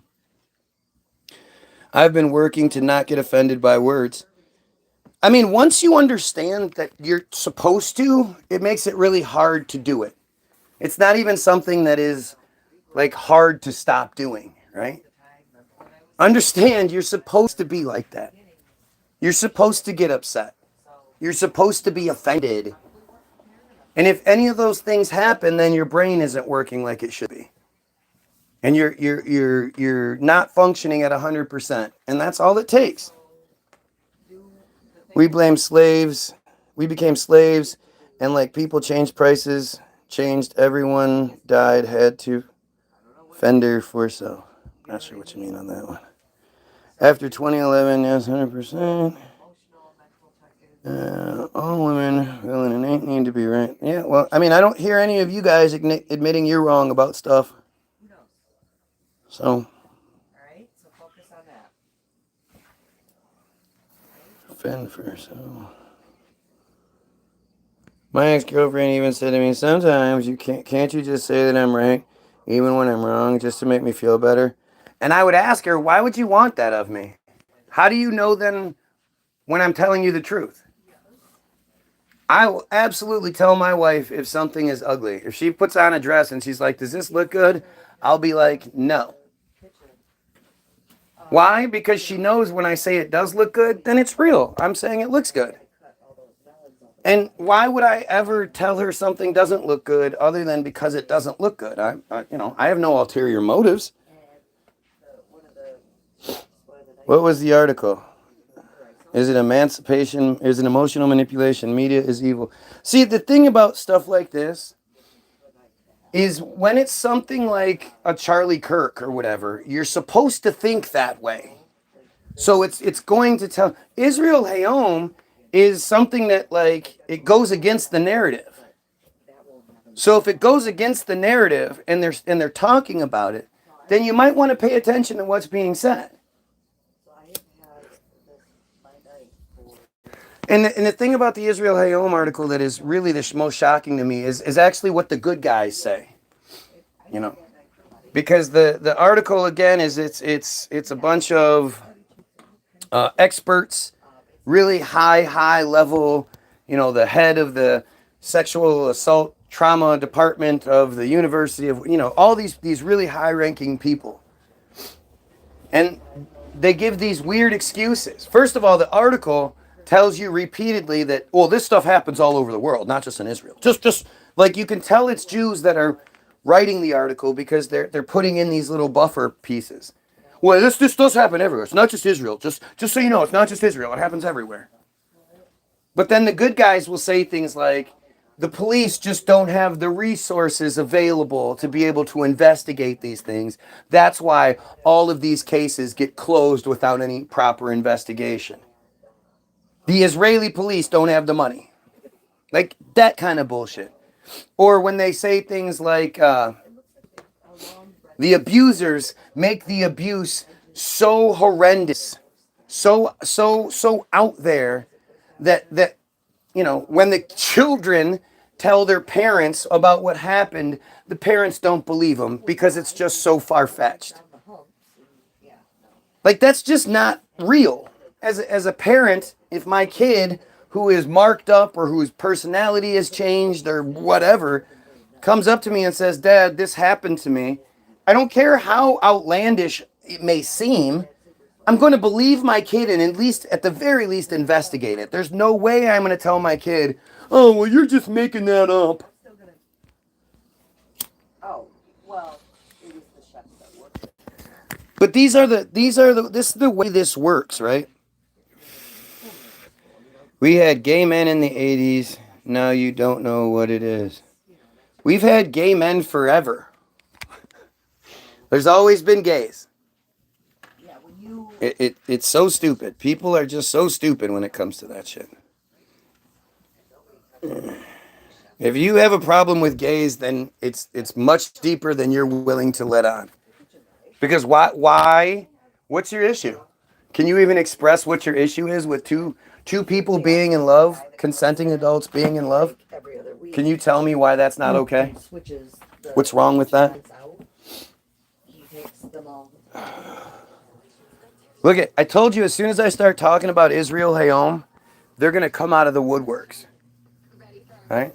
Didn't I tell you this would happen? As soon as we actually start talking about this, they're going to come out of the woodworks and say as many stupid things as they possibly can. Because this is the last thing they want you talking about. Israel Hayom article is the smoking gun. It's it's the most important telling article I've ever read. And why didn't anybody else pick it up? This is actually an Israeli thing. And it wasn't picked up? Pointing out the vast difference over the years. Mental health is very real. You're just wrong. Do you guys remember Bewitched? Bewitched and her uncle, whatever, the weird uncle? That guy would talk like this. Yeah. Gays have always been a thing. We just didn't care. We weren't told to care until the Jewish media machine told us to care. The craziest part is the production codes of the 30s, where they literally, the East Coast Hollywood Jewish government, who is full of gays, passed legislation saying no gays were allowed to be used in Hollywood. In anything. They weren't even allowed to be used. So that's why you have all these actors and actresses that would have like 5 or 6 wives or husbands. And that's also where the term beard comes from, because all those Hollywood producers married their gay and lesbian, actors together so they could continue to be used. Ouch.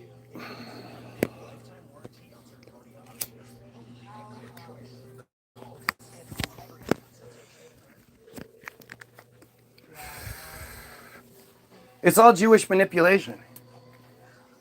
You have no reason to hate gays. What have gays ever done to make you hate them?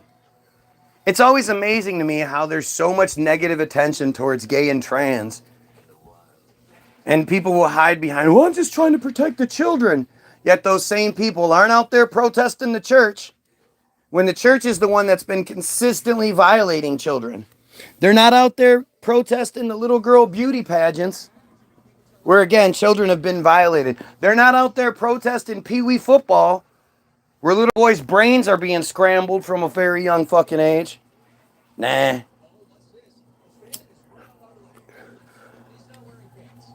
Oh shit, I thought we were going to post my record online. Remember yesterday they were claiming, "We're going to post your record online."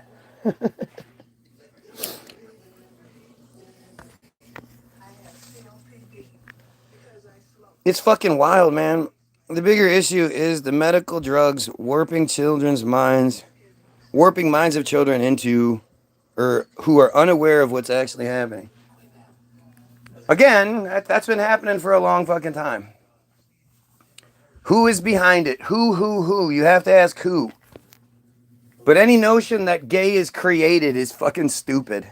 It's fucking stupid. You know? If you're not gay, then you understand that.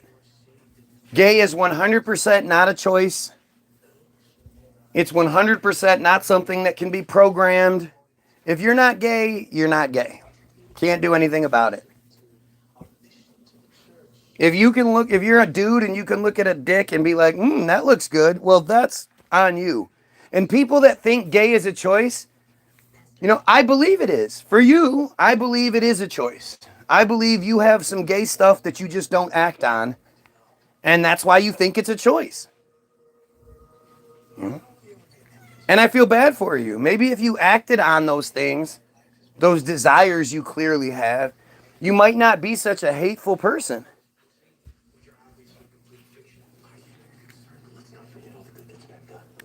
What they did to poor Ellen Page. Don't. If it's another horrible story, it's just one of many.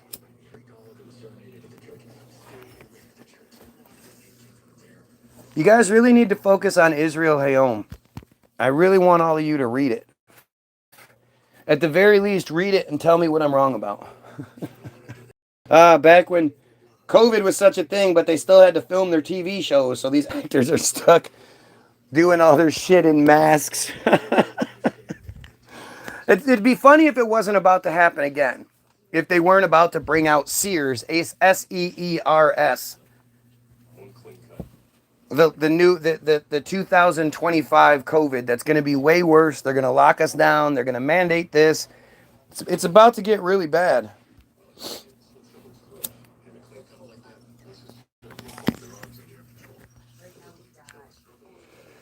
Israel Hayom is just Israel today. Israel Hayom. Oh yeah, I wanted to keep reading the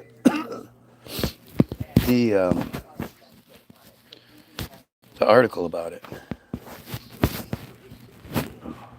The Wikipedia about it.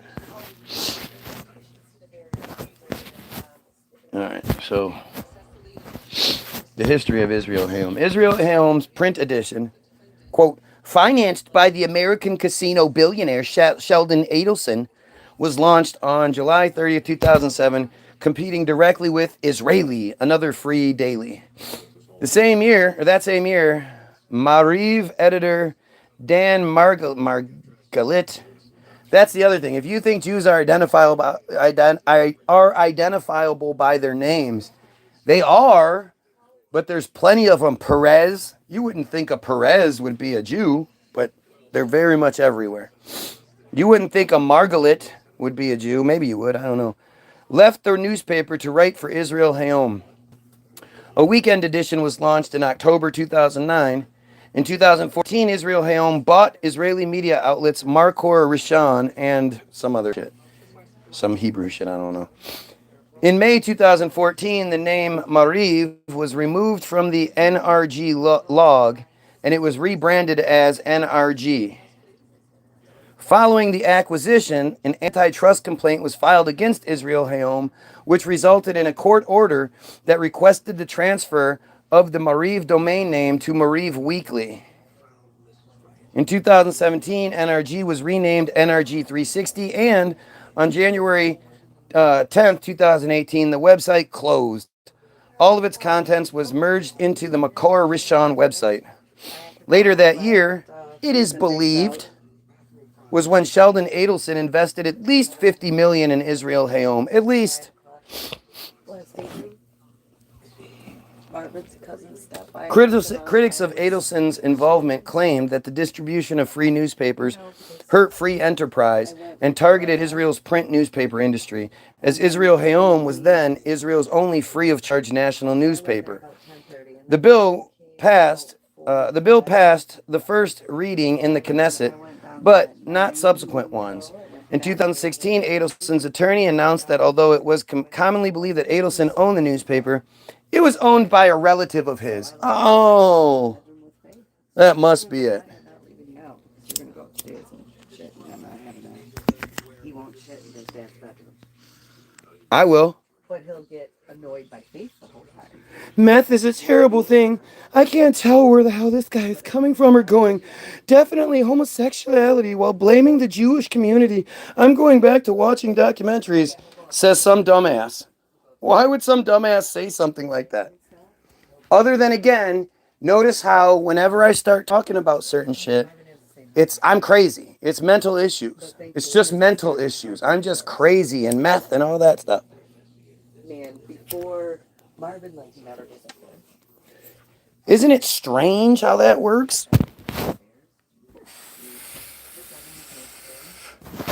Tell me about the rabbits. Tell me about the rabbits. So upstairs is just storage. In January 2021, Saudi-American independent academic researcher Najid al-Said became the first person of the Arab states of the Persian Gulf to join Israel Hayom.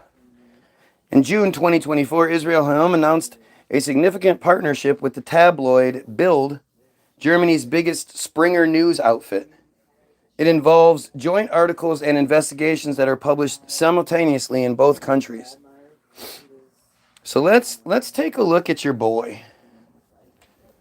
How much you want to bet Sheldon Adelson, concentration camp, this, that, and the other thing, grew up super poor,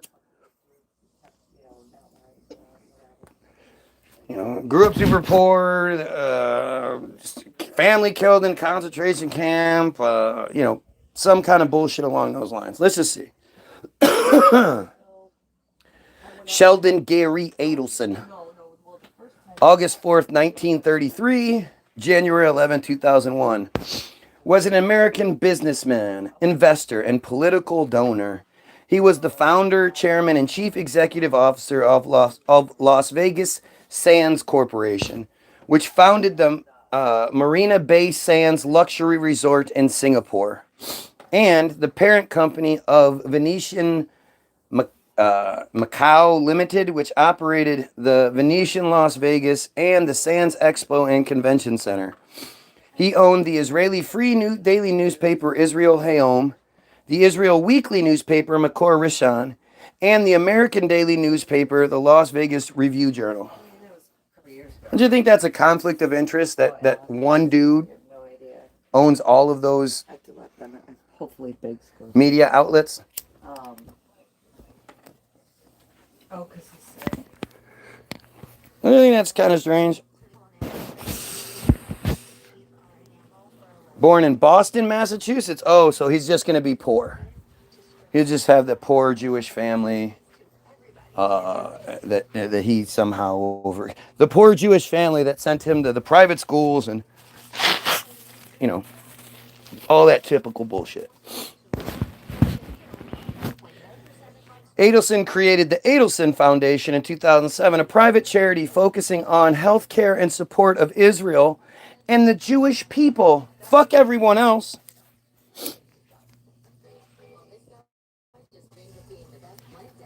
Imagine if you created an organization that was like, I'll help everybody but Jewish people. Do you think that would go over well? Yet when somebody creates foundations and organizations that only help Jewish people, well, that's okay. And before anybody says anything stupid, Jews are not a race. They're not a race of people. You can't convert your race. You can't just be like, okay, I talk like this now and look at my eyes, so now I'm Chinese. Much as I hate that fucking stereotype. You can't say that shit and everybody be like, oh, he's Chinese now. People like Nell Carter and Sammy Davis Jr. are black people that converted to Judaism. That doesn't mean they weren't black people anymore.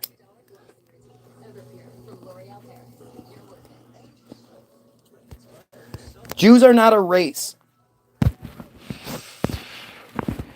He was a major contributor to Republican Party candidates and was often dubbed a kingmaker due to the size and frequency of his donations.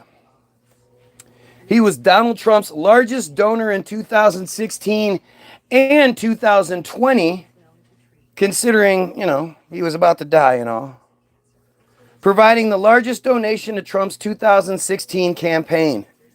Gee, that's sort of weird.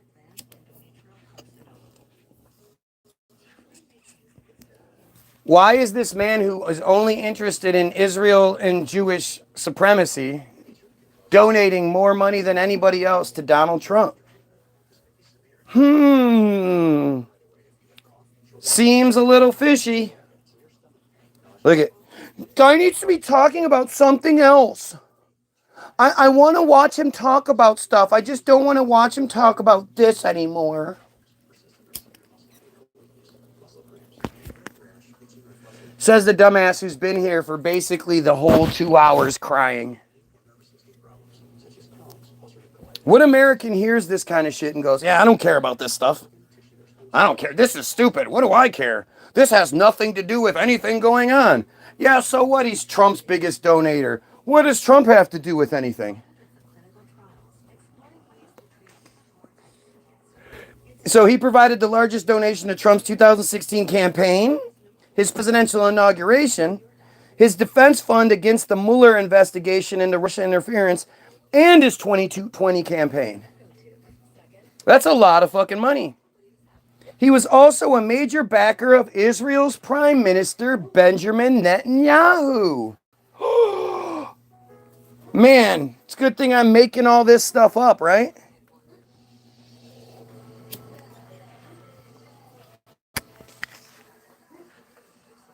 This has nothing to do with what's going on right now, so why am I focused on it? Hey, did you catch the latest sports game scores? Did you watch football last night? Oh, football. Hey, tonight the Lions play. Can't wait to watch that. In 2020, Forbes listed his net worth as $29.8 billion. That means this man could easily make the world a better place for everyone.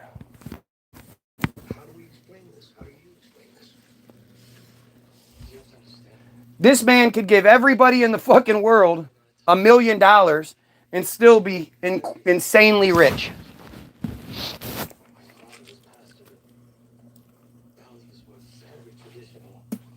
Insanely rich. Still one of the richest men in the world. Adelson was born on August 14th, 1933, and grew up in a Dorchester neighborhood of Boston, the son of Sarah Tonkin and Arthur Adelson. He was Jewish. It's so funny how that's always acknowledged. You don't see that with Christians. You don't see that with Muslims. You don't see that with anybody else. The Jewish identity is always one of the first things said in their early life. His father's family was of Ukrainian Jewish and Lithuanian Jewish ancestry. His mother immigrated from England, and Adelson said that his grandfather was a Welsh coal miner. Yeah. Bread and circus, indeed. Bread and circus.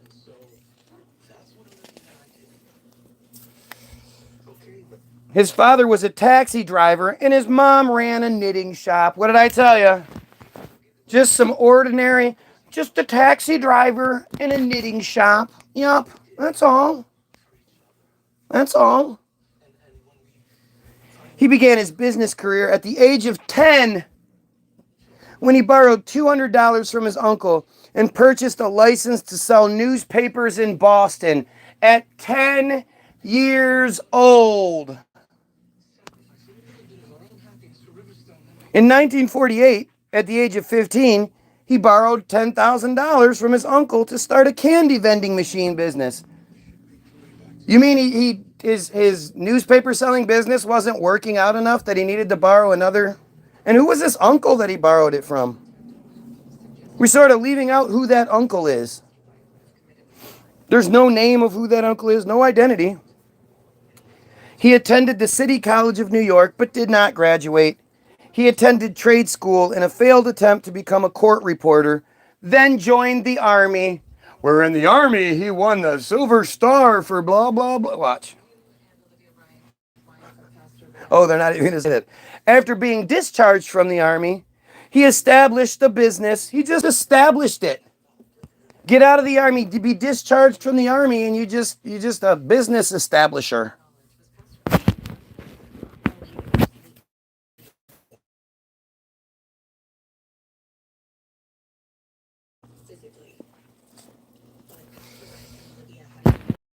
Funny how there's like literally none of his family you can even look up. None of his family is in blue. And his parents are the only ones that were mentioned.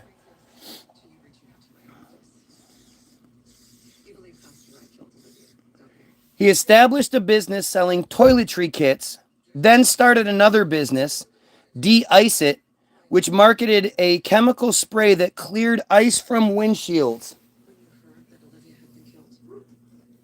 You know, with his immense chemistry background.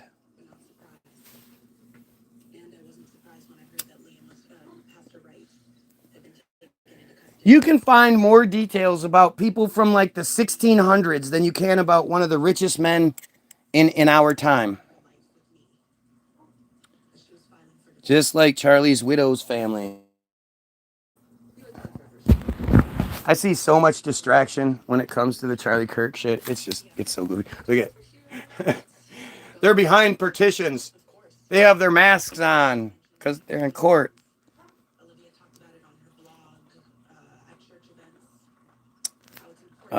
In the 60s, he started a charter tour business. None of these things are even connected. Newspapers, candy, military, selling toiletry kits, then started another business, De-Ice-It, which was a chemical spray to get ice off windshields. Then he started a charter tour business. He soon became a millionaire, although by his 30s he had built and lost his fortune twice. They always do. They always do. Over the course of his business career, Adelson created almost 50 businesses, making him a serial entrepreneur. That's it. That's his early life. In the late 70s, Adelson and his partners developed the Comdex trade shows for the computer industry beginning in 1979. He was right there, huh? It was one of the largest computer trade shows in the world through much of the 80s and 90s. Convenient. In 1995, Adelson and his partners sold the Interface Group show division, including the Comdex shows, to SoftBank Group of Japan for $862 million. Adelson's share was over $500 million. He got way more than half. Because, you know, he's just built like that. In 1998, Adelson purchased the Sands Hotel and Casino in Las Vegas for $110 million, approximately $292,460,000 in 2024 money. The next year, he and his partners built the Sands Expo and Convention Center, then the only privately owned and operated convention center in the U.S. That's weird. In 1991, while honeymooning in Venice with his second wife Miriam, Adelson came up with the idea for a mega resort hotel. He razzed the Sands and spent $1.5 billion to construct the Venetian, a Venice-themed resort hotel and casino, which opened on May 3rd, 1993. He just had $1.5 billion to spend. Bethlehem, Pennsylvania. In the late 2000s, Adelson and the company built a casino in Bethlehem, Pennsylvania, because, you know, that's a real hotbed for action, Bethlehem, Pennsylvania, which is, you know, right near those. If that's not the Jewish neighborhood, it's right near it. Can I have one of those? No, please? no, It's my birthday. Can I have one of those? no. Thank you. Mm-hmm.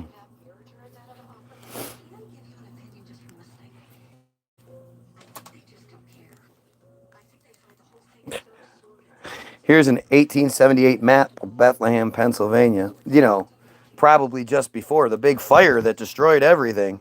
Oh, that was in Pennsylvania. There always is. It's always one of those. They always have that narrative. It's a great Looks like it's a pretty well-developed place in 1872. What's this big-ass building here? Sure are a lot of bridges. Look at the bridges made. Those are pretty fancy-ass bridges. And all these lines look like they were dug. These look like they were canals dug and shit. Bridges here and here. We have, what's this, a big baseball stadium maybe? Some sort of stadium here. More bridges. More big-ass buildings and factories and shit. Look at all the factories. Look at all those factories. Oh, look at that big old giant fucking mega church in Bethlehem, Pennsylvania from 1878. Gotta love that. Prior to European settlements, the area around present-day Bethlehem and its surrounding locales along the Delaware River and its tributaries in eastern Pennsylvania were inhabited by various indigenous people, including the Algonquin-speaking Lenape, which had three main divisions known by the dialects, the Unami, Ulataco, and the Munsee. They traded with the Dutch and the British colonists in the mid-Atlantic region in the present-day Connecticut, Delaware, Long Island, Maryland, New Jersey, and the lower Hudson River. What does that have to do with the settlement? 18th century. On April 2nd, 1741, William Allen, a wealthy Philadelphia merchant and political figure, who later founded the city of Allentown, of course, deeded 500 acres along the west bank of the Monocacy Creek and the Lehigh River to the Moravian Church. What is the Moravian Church? What the hell is the Moravian Church? What the hell is going on here?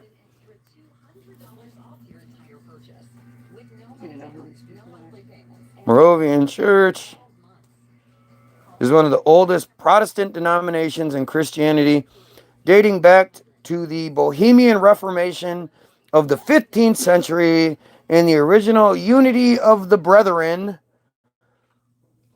founded in the Kingdom of Bohemia 60 years before Martin Luther's Reformation. Our Lamb has conquered. Let us follow him. This is their little window. Gotta love that Templar flag there, huh?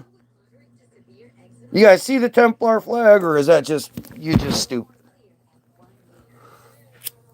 The church's heritage can be traced to 1457, not 1456, not 1458, 1457. Nah, you don't know. And the lands of the Bohemian crown, which included Bohemia, Moravia, Silesia, and previously the Hussite movement against several practices and doctrines of the Catholic Church. Where the fuck did all these groups go?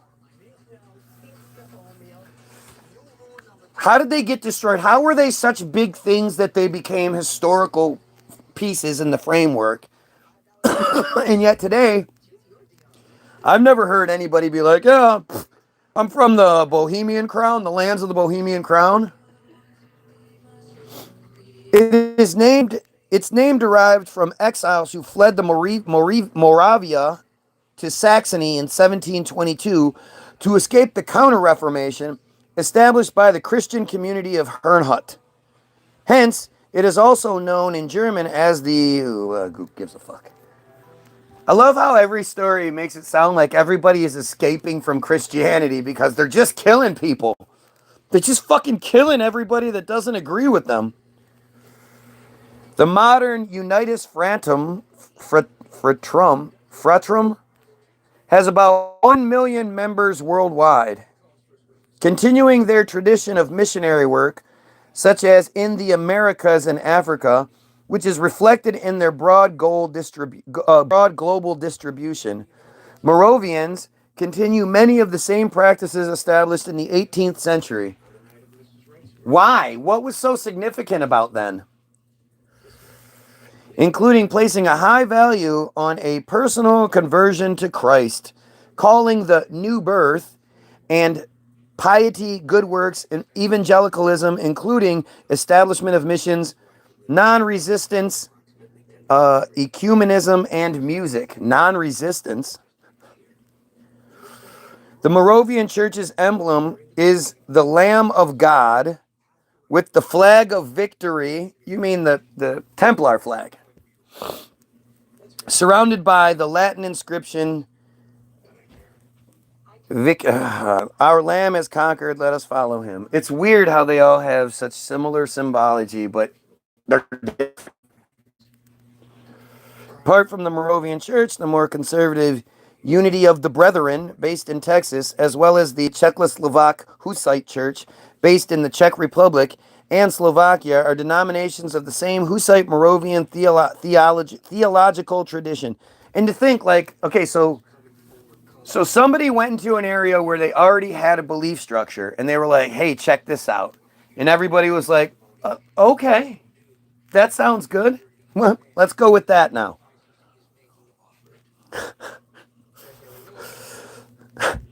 So I'm assuming this guy is probably the big guy, Jan Hus. What's the first thing you notice about good old Jan?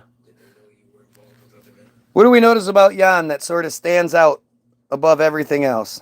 Or in front of everything else, I should say. It's quite the schnoz. Sliced bread with that bitch. The Hussite movement was to become the Moravian Church was started by Jan Hus, English, John Hus, in early 15th century Bohemia, in what is today the Czech Republic. How did the Czech Republic become a thing, and how did Bohemia go away? Hus objected to some of the practices and doctrines of the Roman Catholic Church. Don't they all? Specifically, he wanted the liturgy to be celebrated in Czech. Married priest, and eliminating indulgences and the idea of purgatory. So purgatory doesn't exist anymore.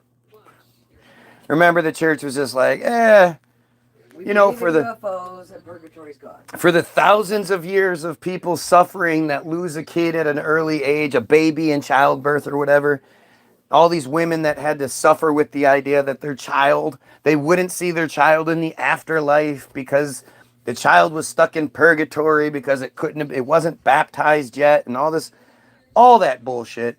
The church was like, nah, it's not a thing anymore. This is not a thing. And the indulgences, interesting how people like to deny that the indulgences were a thing. Indulgences were basically how rich people were supposedly able to buy their way out of sin. They could commit the worst offenses in the world. I already know what you're thinking. And I really want to be here. I'm sorry. I love you.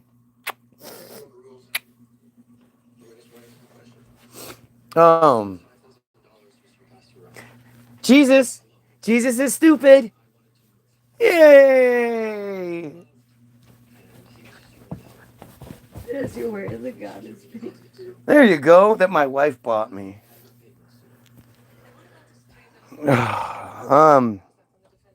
Since these actions predate the Protestant Reformation by a century, some historians claim the Moravian Church was the first Protestant church.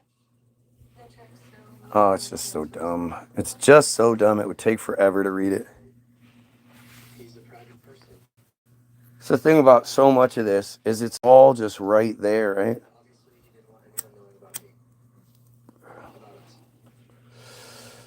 Kiss the Wall Soy Boy says Kelby the pedophile. you pedophiles are just disgusting. You Matitza Bape, Israel Hayom pedophiles, you bottom of darkness pedophiles are just disgusting. What were we looking up here? Bohemian, Pennsylvania, we got there. From looking up, oh yeah, Sheldon Adelson.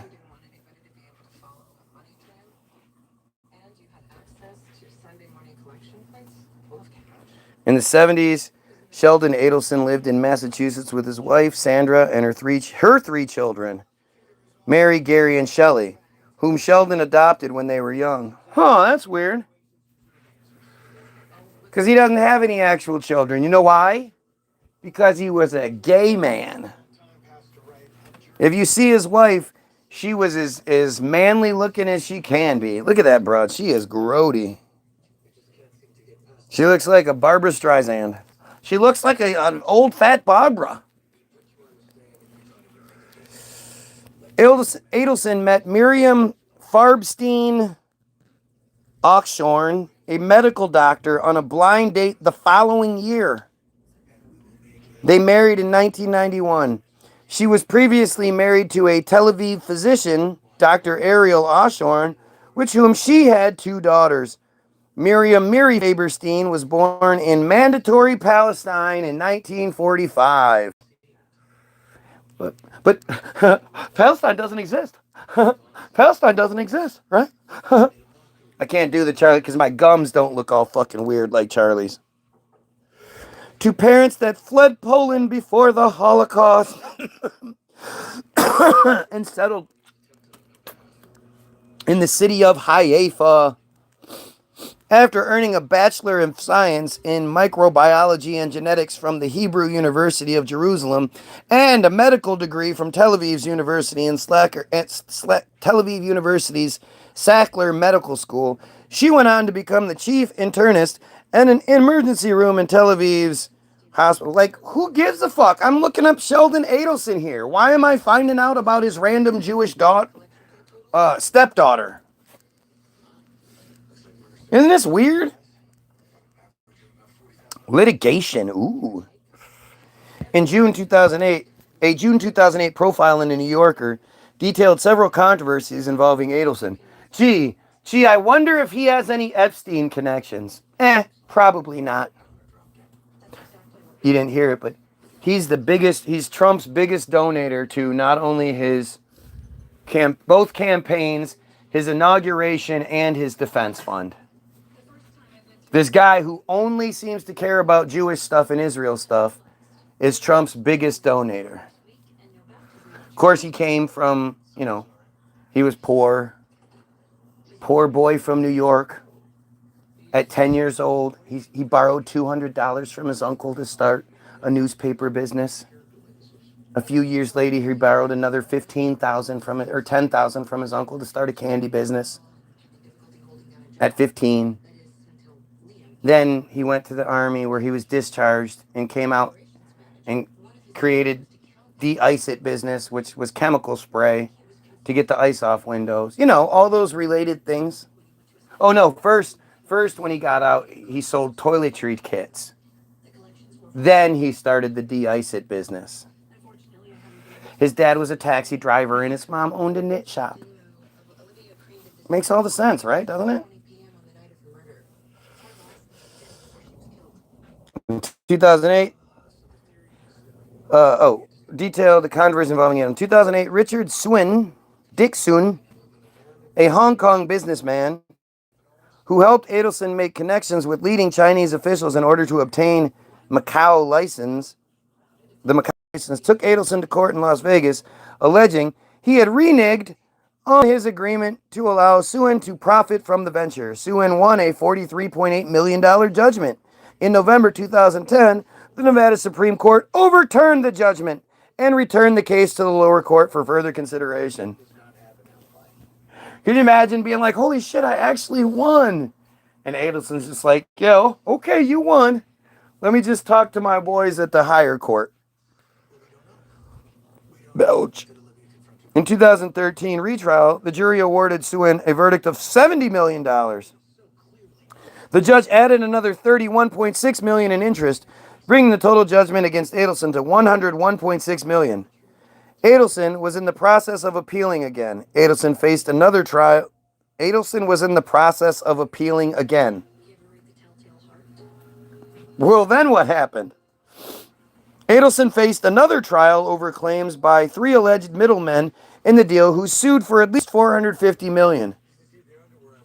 Are we not going to get any sort of result to any of this shit? In February 2013, the Las Vegas Sands, and I mean, think about this. This man didn't want to pay this guy $43.8 million, knowing he made the connections and all that shit. And yet, he's worth billions. Like, $43 million, that would be like if I had, you know, $100 and somebody was like, hey, let me get 43 cents. And I was like, no way. I can't give you 43 cents. I'll be bankrupt.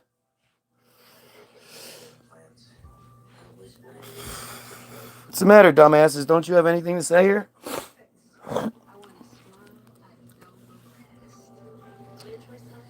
Las Vegas Sands alleged that it had likely violated federal law that prohibits the bribing of foreign officials. Allegedly, Chinese officials were bribed to allow Adelson to build his Macau casino. Adelson successfully sued the London Daily Mail for libel. Can you believe that shit? They can get away with that? In 2008. The newspaper had accused him of pursuing despicable business practices and, quote, and having, quote, habitually and corruptly bought political favor. And he was able to successfully sue for libel over that. Adelson won the libel case, which was described as, quote, a grave slur on Mr. Adelson's personal integrity and business reputation. And he won a judgment of approximately £4 million, which he said he would donate to London's Royal Marsden Hospital. Oh, what a great man. And I'm just grandstanding now. By reading you Sheldon Adelson's history, this is me grandstanding. How come when I read what's supposed to be read, it still always makes them look terrible? Isn't that strange? In August 2012, the Democratic Congressional Committee, Campaign Committee, the DCCCCCCCCCC, after being threatened with a libel suit, apologized and withdrew 2 blog posts that claimed Adelson had donated Chinese prostitution money to Republicans. Just crazy. Another organization, the National Jewish Democratic Council, posted on their website that Adelson personally approved of prostitution at his Macau resorts. Adelson sued for libel, but a federal judge dismissed that suit in September of 2013. Gosh. So he won when it was against when he was against London, when it was against this, that, and the other thing. But the National Jewish Democratic Council? Nope. He couldn't win the libel suit against them. That's fucking crazy. Dismissed the suit in September 2013, ordering Adelson to pay the NJDC's legal fees. Not only did he lose the suit, he had to pay the legal fees for the National Jewish Democratic Council. How ridiculous is that? Prior to Adelson's death, he had been scheduled to testify in the corruption trial against Israeli Prime Minister Benjamin Netanyahu. I would imagine it was on his behalf, though. If we are quiet, he gets nervous. Yeah, well, I just think that if you're not saying dumb shit, they probably shut the comments off like they tend to do almost daily. But yeah, because I'm so nervous about what you guys are fucking not doing or coming up with. His wealth. In 2007, Adelson's estimated wealth was $26.5 billion, making him the 3rd richest person in the United States according to Forbes, and $26 billion for 2008. Oh, he lost $0.5 billion. In 2008, the share prices of the Las Vegas Sands Corp plunged. In November 2008, Las Vegas Sands Corp announced that it might default on bonds that it had outstanding, signaling a potential bankruptcy of the concern. Adelson lost $4 billion in 2008, more than any other American billionaire. He's worth $26 billion. I mean, that's just fucking stupid. In 2009, his net worth had declined from approximately $30 billion to $2 billion, a drop of 93%. You just got done telling me that in 2008 he was worth $26 billion. Forbes had him worth $26 billion in 2008. Now you're telling me that in 2009 his net worth had declined from $30 billion to $2 billion. What are we talking about? Those numbers don't add up. He told ABC News, "So I lost $25 billion. I started out with zero. There is no such thing as fear. Not to an entrepreneur. Concern, yes. Fear, no. So I lost $30 billion. I got two still. I still have $2 billion. How many of you are ever going to even smell $2 billion?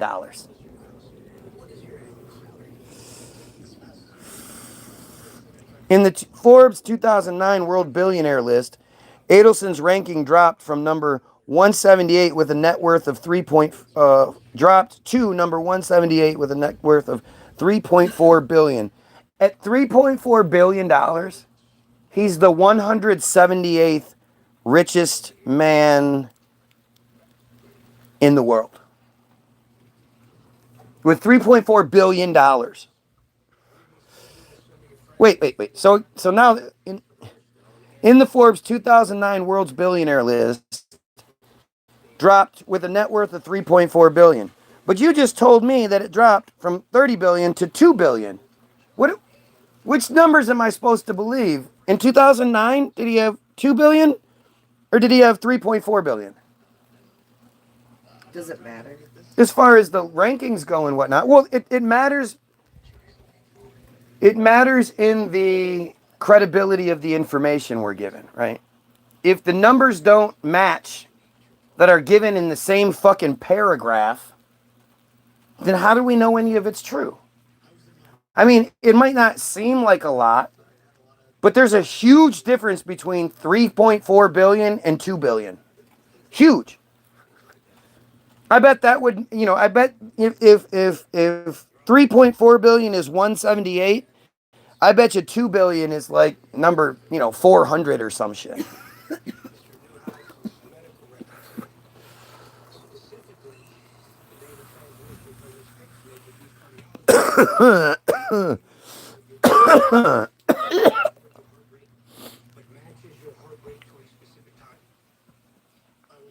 But by 2011, after his businesses had recovered, he was ranked the world's 16th richest man with a net worth of $23.3 billion.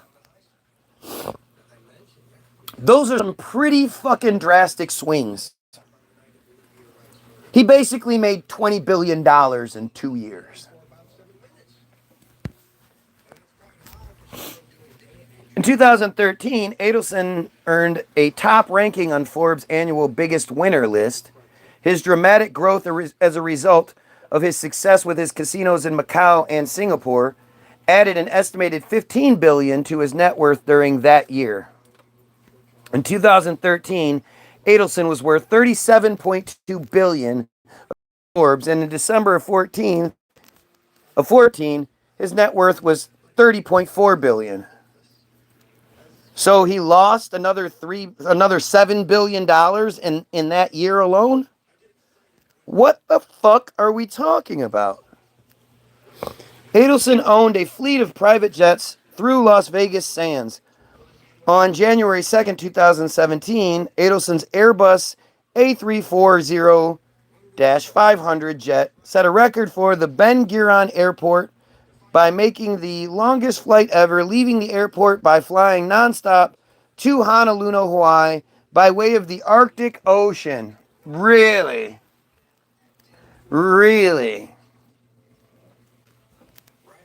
That's one of those flights none of us are allowed to take, though. Funny how that works. Nobody else gets those nonstop flights from Israel to Hawaii. Couldn't care less about his death. But I do want to see what it says about the aftermath. Let's see. In January, Adelson died in his home at 87 after long-term illnesses. Long-term illnesses. On January 14th, 2021, Adelson's body arrived in Israel. His coffin was draped in U.S. and Israeli flags and was on display at Ben Gurion Airport, where Prime Minister Benjamin Netanyahu came to pay his respects. Adelson was buried the next day in a small private ceremony on the Mount of Olives in Jerusalem. An American his whole life, allegedly.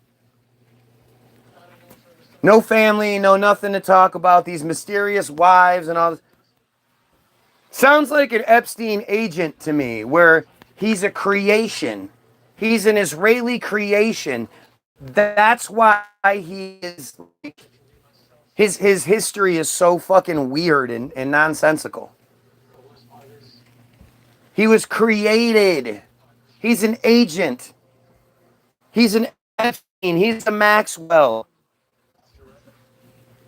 And when he dies, he's brought back and he's buried at the Mount of Olives, where only the highest ranking Jews get buried.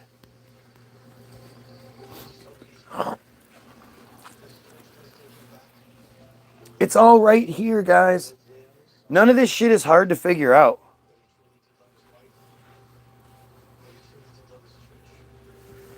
You know, none of this shit's like difficult or, you know, anything like that. Look at this sexy man. Ooh, ooh, ooh. You want some of that? They all do. They all fucking do.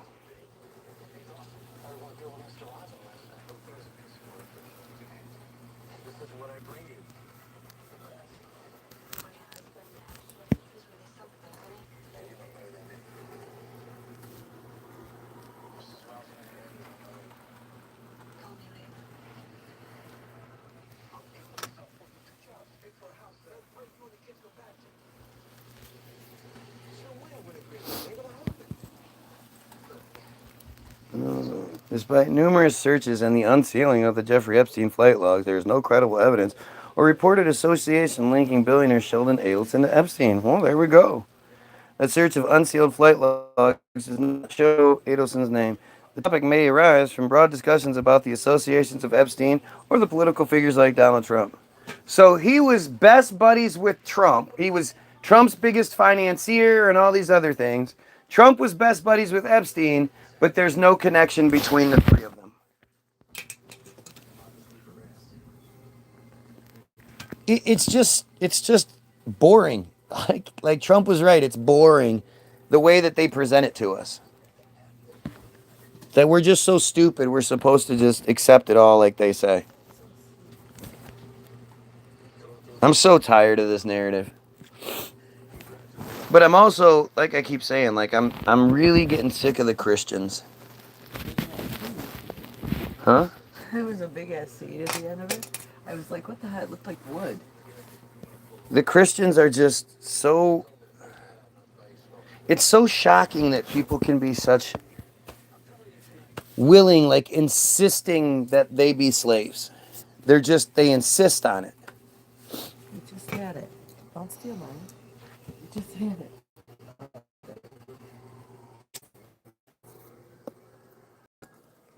You know, their inability to accept the reality. I guess it makes sense, right? Like, you know, Christians have a hard time with reality. You have to. If you had any sort of real grasp on reality, you wouldn't be a Christian.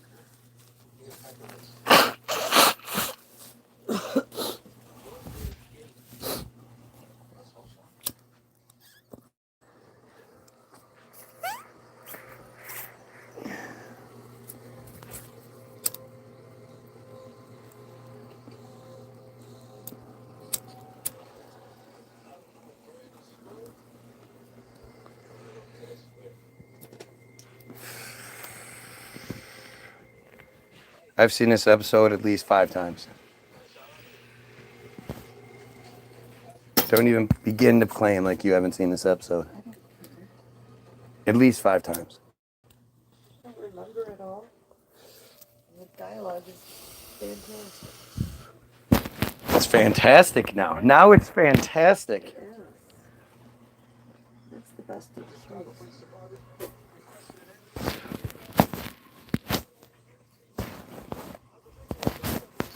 Palestinians lawsuit in U.S. versus Adelson. Jeffrey Epstein's billionaire tax avoidance assistance. That comes up when you look this up.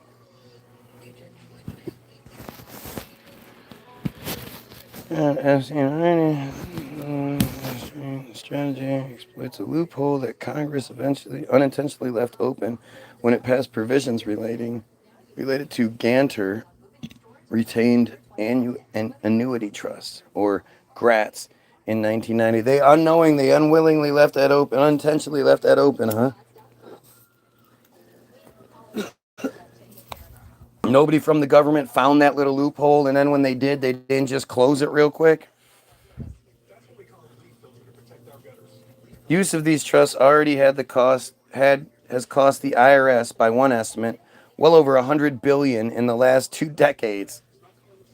Yet they come after you if you're $1,000 or so behind. Now, that should be a couple of $100 behind. The IRS is up your ass. But $100 billion in the last 2 decades? Nah, don't worry about it. I'm such a conspiracy theorist, I swear. I don't even care anymore. I don't even care. Go read Israel Hayom. The link will be in the description. It's the most powerful article you can read. And it's really what I need to start focusing on more than anything. You know, I've made it a real big goal to expose Team Jorge. I'm the only person you've ever seen talk about Team Jorge. There was one video that was put out by some random truther page that's allowed to say shit, you know? But I haven't seen anybody talk about it. I guess I should look it up. I can't say that for certain. But I'm the only one I know. I'm the only one I know that talks about it. I'm the only one I know that I've never heard anybody talk about act.il. Act.il is fucking, it's even more shocking to me than,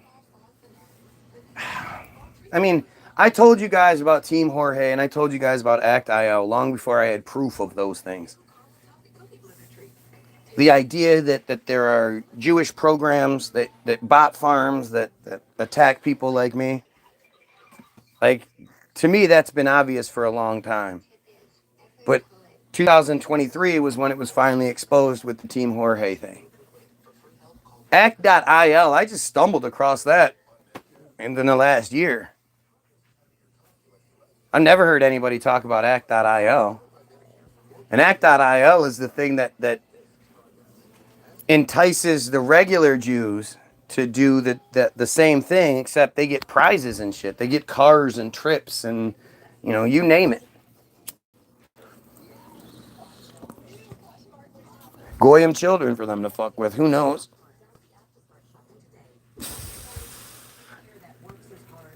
And those receipts are in the description. They will be. But Israel Hayom, the more I read it, I've read it now like 3 times, 4 times. The more I understand, like, this is the biggest story cover-up in the world. This shit was first published in April of 2025. And nobody's talking about it. Nobody. I can't say that because I don't watch everybody else. I wonder if there's any sort of... There's a video on it somewhere. Let's see.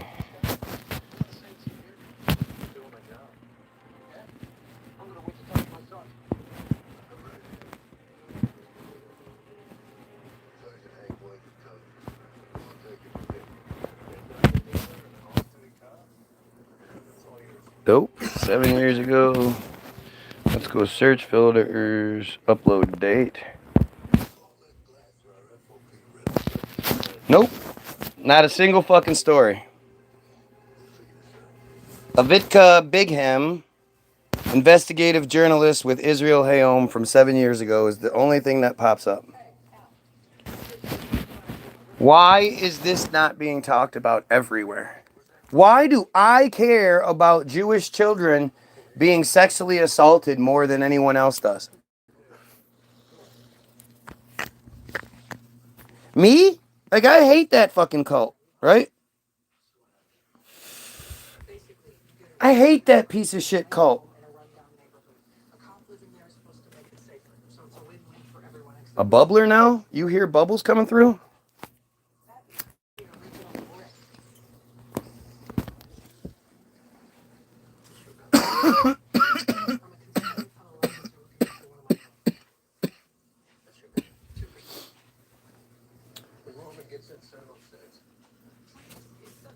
Understand what is going on here, guys. Where are all the Jews? Where are all the Jewish activists demanding that this practice, that these horrendous pedophilic practices like Matitza Bapé be eliminated? Why is it every time you talk to one of them, they try to downplay it like, oh, well, that doesn't, not everyone does it. So what? I had one of these dumbass trolls on here earlier who's been here all the time, always here, claims that I'm scared to debate him. So I say, what am I scared to debate you on? He says, that all Jews are bad, for one. I said, well, they are, right? How many NAMBLA members do you think are good people? Is there anything a NAMBLA member could do to say to you that would make you go, I guess you're okay? Even if they said, look, I don't practice any of the man-boy love thing. I'm just a part of the organization. I give money to it. I blah, blah. But I don't actually practice the really bad stuff. Would that make it okay? Fuck off. No. Well, to me, that's about the same thing. You can't just be like, oh, I know that stuff all goes on. And yeah, it's really bad. But That's the mentality. That's the Jewish mentality. That's the masses mentality. Whether it's the Catholics, devout Catholics going to church whatever. Muslims, Christians, all the way around. Because it's all the same fucking bullshit anyway. It makes them feel cozier. Mm-hmm. Better. Because they know. Because that's why they always get so mad when you try to talk to them about it. Because they know they're not going to have a good argument. And they're going to end up looking really fucking sus.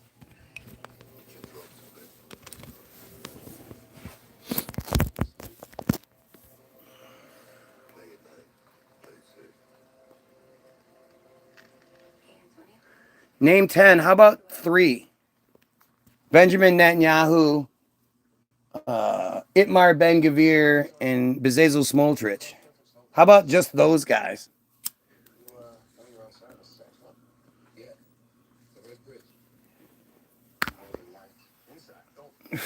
Chuck Schumer, and they're everywhere. I mean, what are you even talking about? Sheldon Adelson,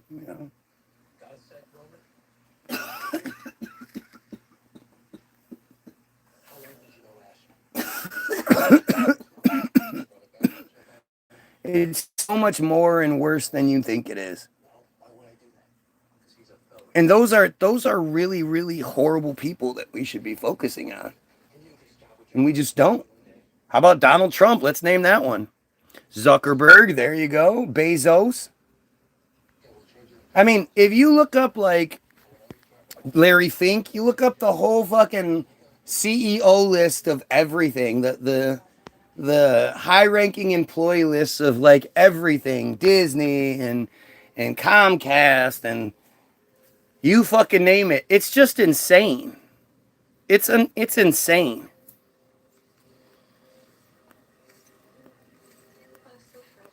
They all go to the same colleges, same schools. They're all Israeli fucking operators, man. Their histories are manufactured.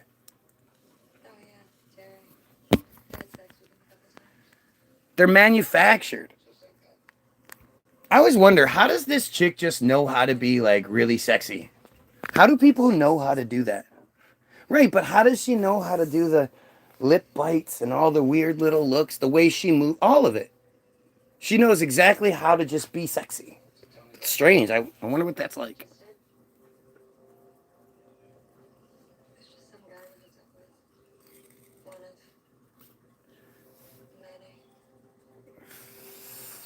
That's hot.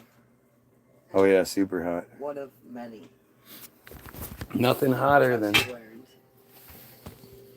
nothing hotter than that. Nothing hotter than a cum dumpster. I don't have any issue though. You know, there's no difference between male whores and women whores, other than the whole dump in thing. That is kind of gross. Anyway, a whole bunch of shit in the description, including the link to the music. www.the-bilderberg.group.com. It's all free to download, free to share with your friends. Just click 0 when it says how much you want to pay. Put 0 and it's free, or donate because we really appreciate it. All the receipts in the description, from Team Jorge page, Act.io page, the Israel Hayom article, which you have to read, even though it's going to keep kicking you out and making it difficult. The Hollywoodism, you know, these are all things you need to learn from. And 9/11, obviously Israel did it. It's bullshit. No planer. And then there's a bunch of links to our Facebook shit. So go check all that stuff out. Have yourself a great day, and pedophiles, kill yourself.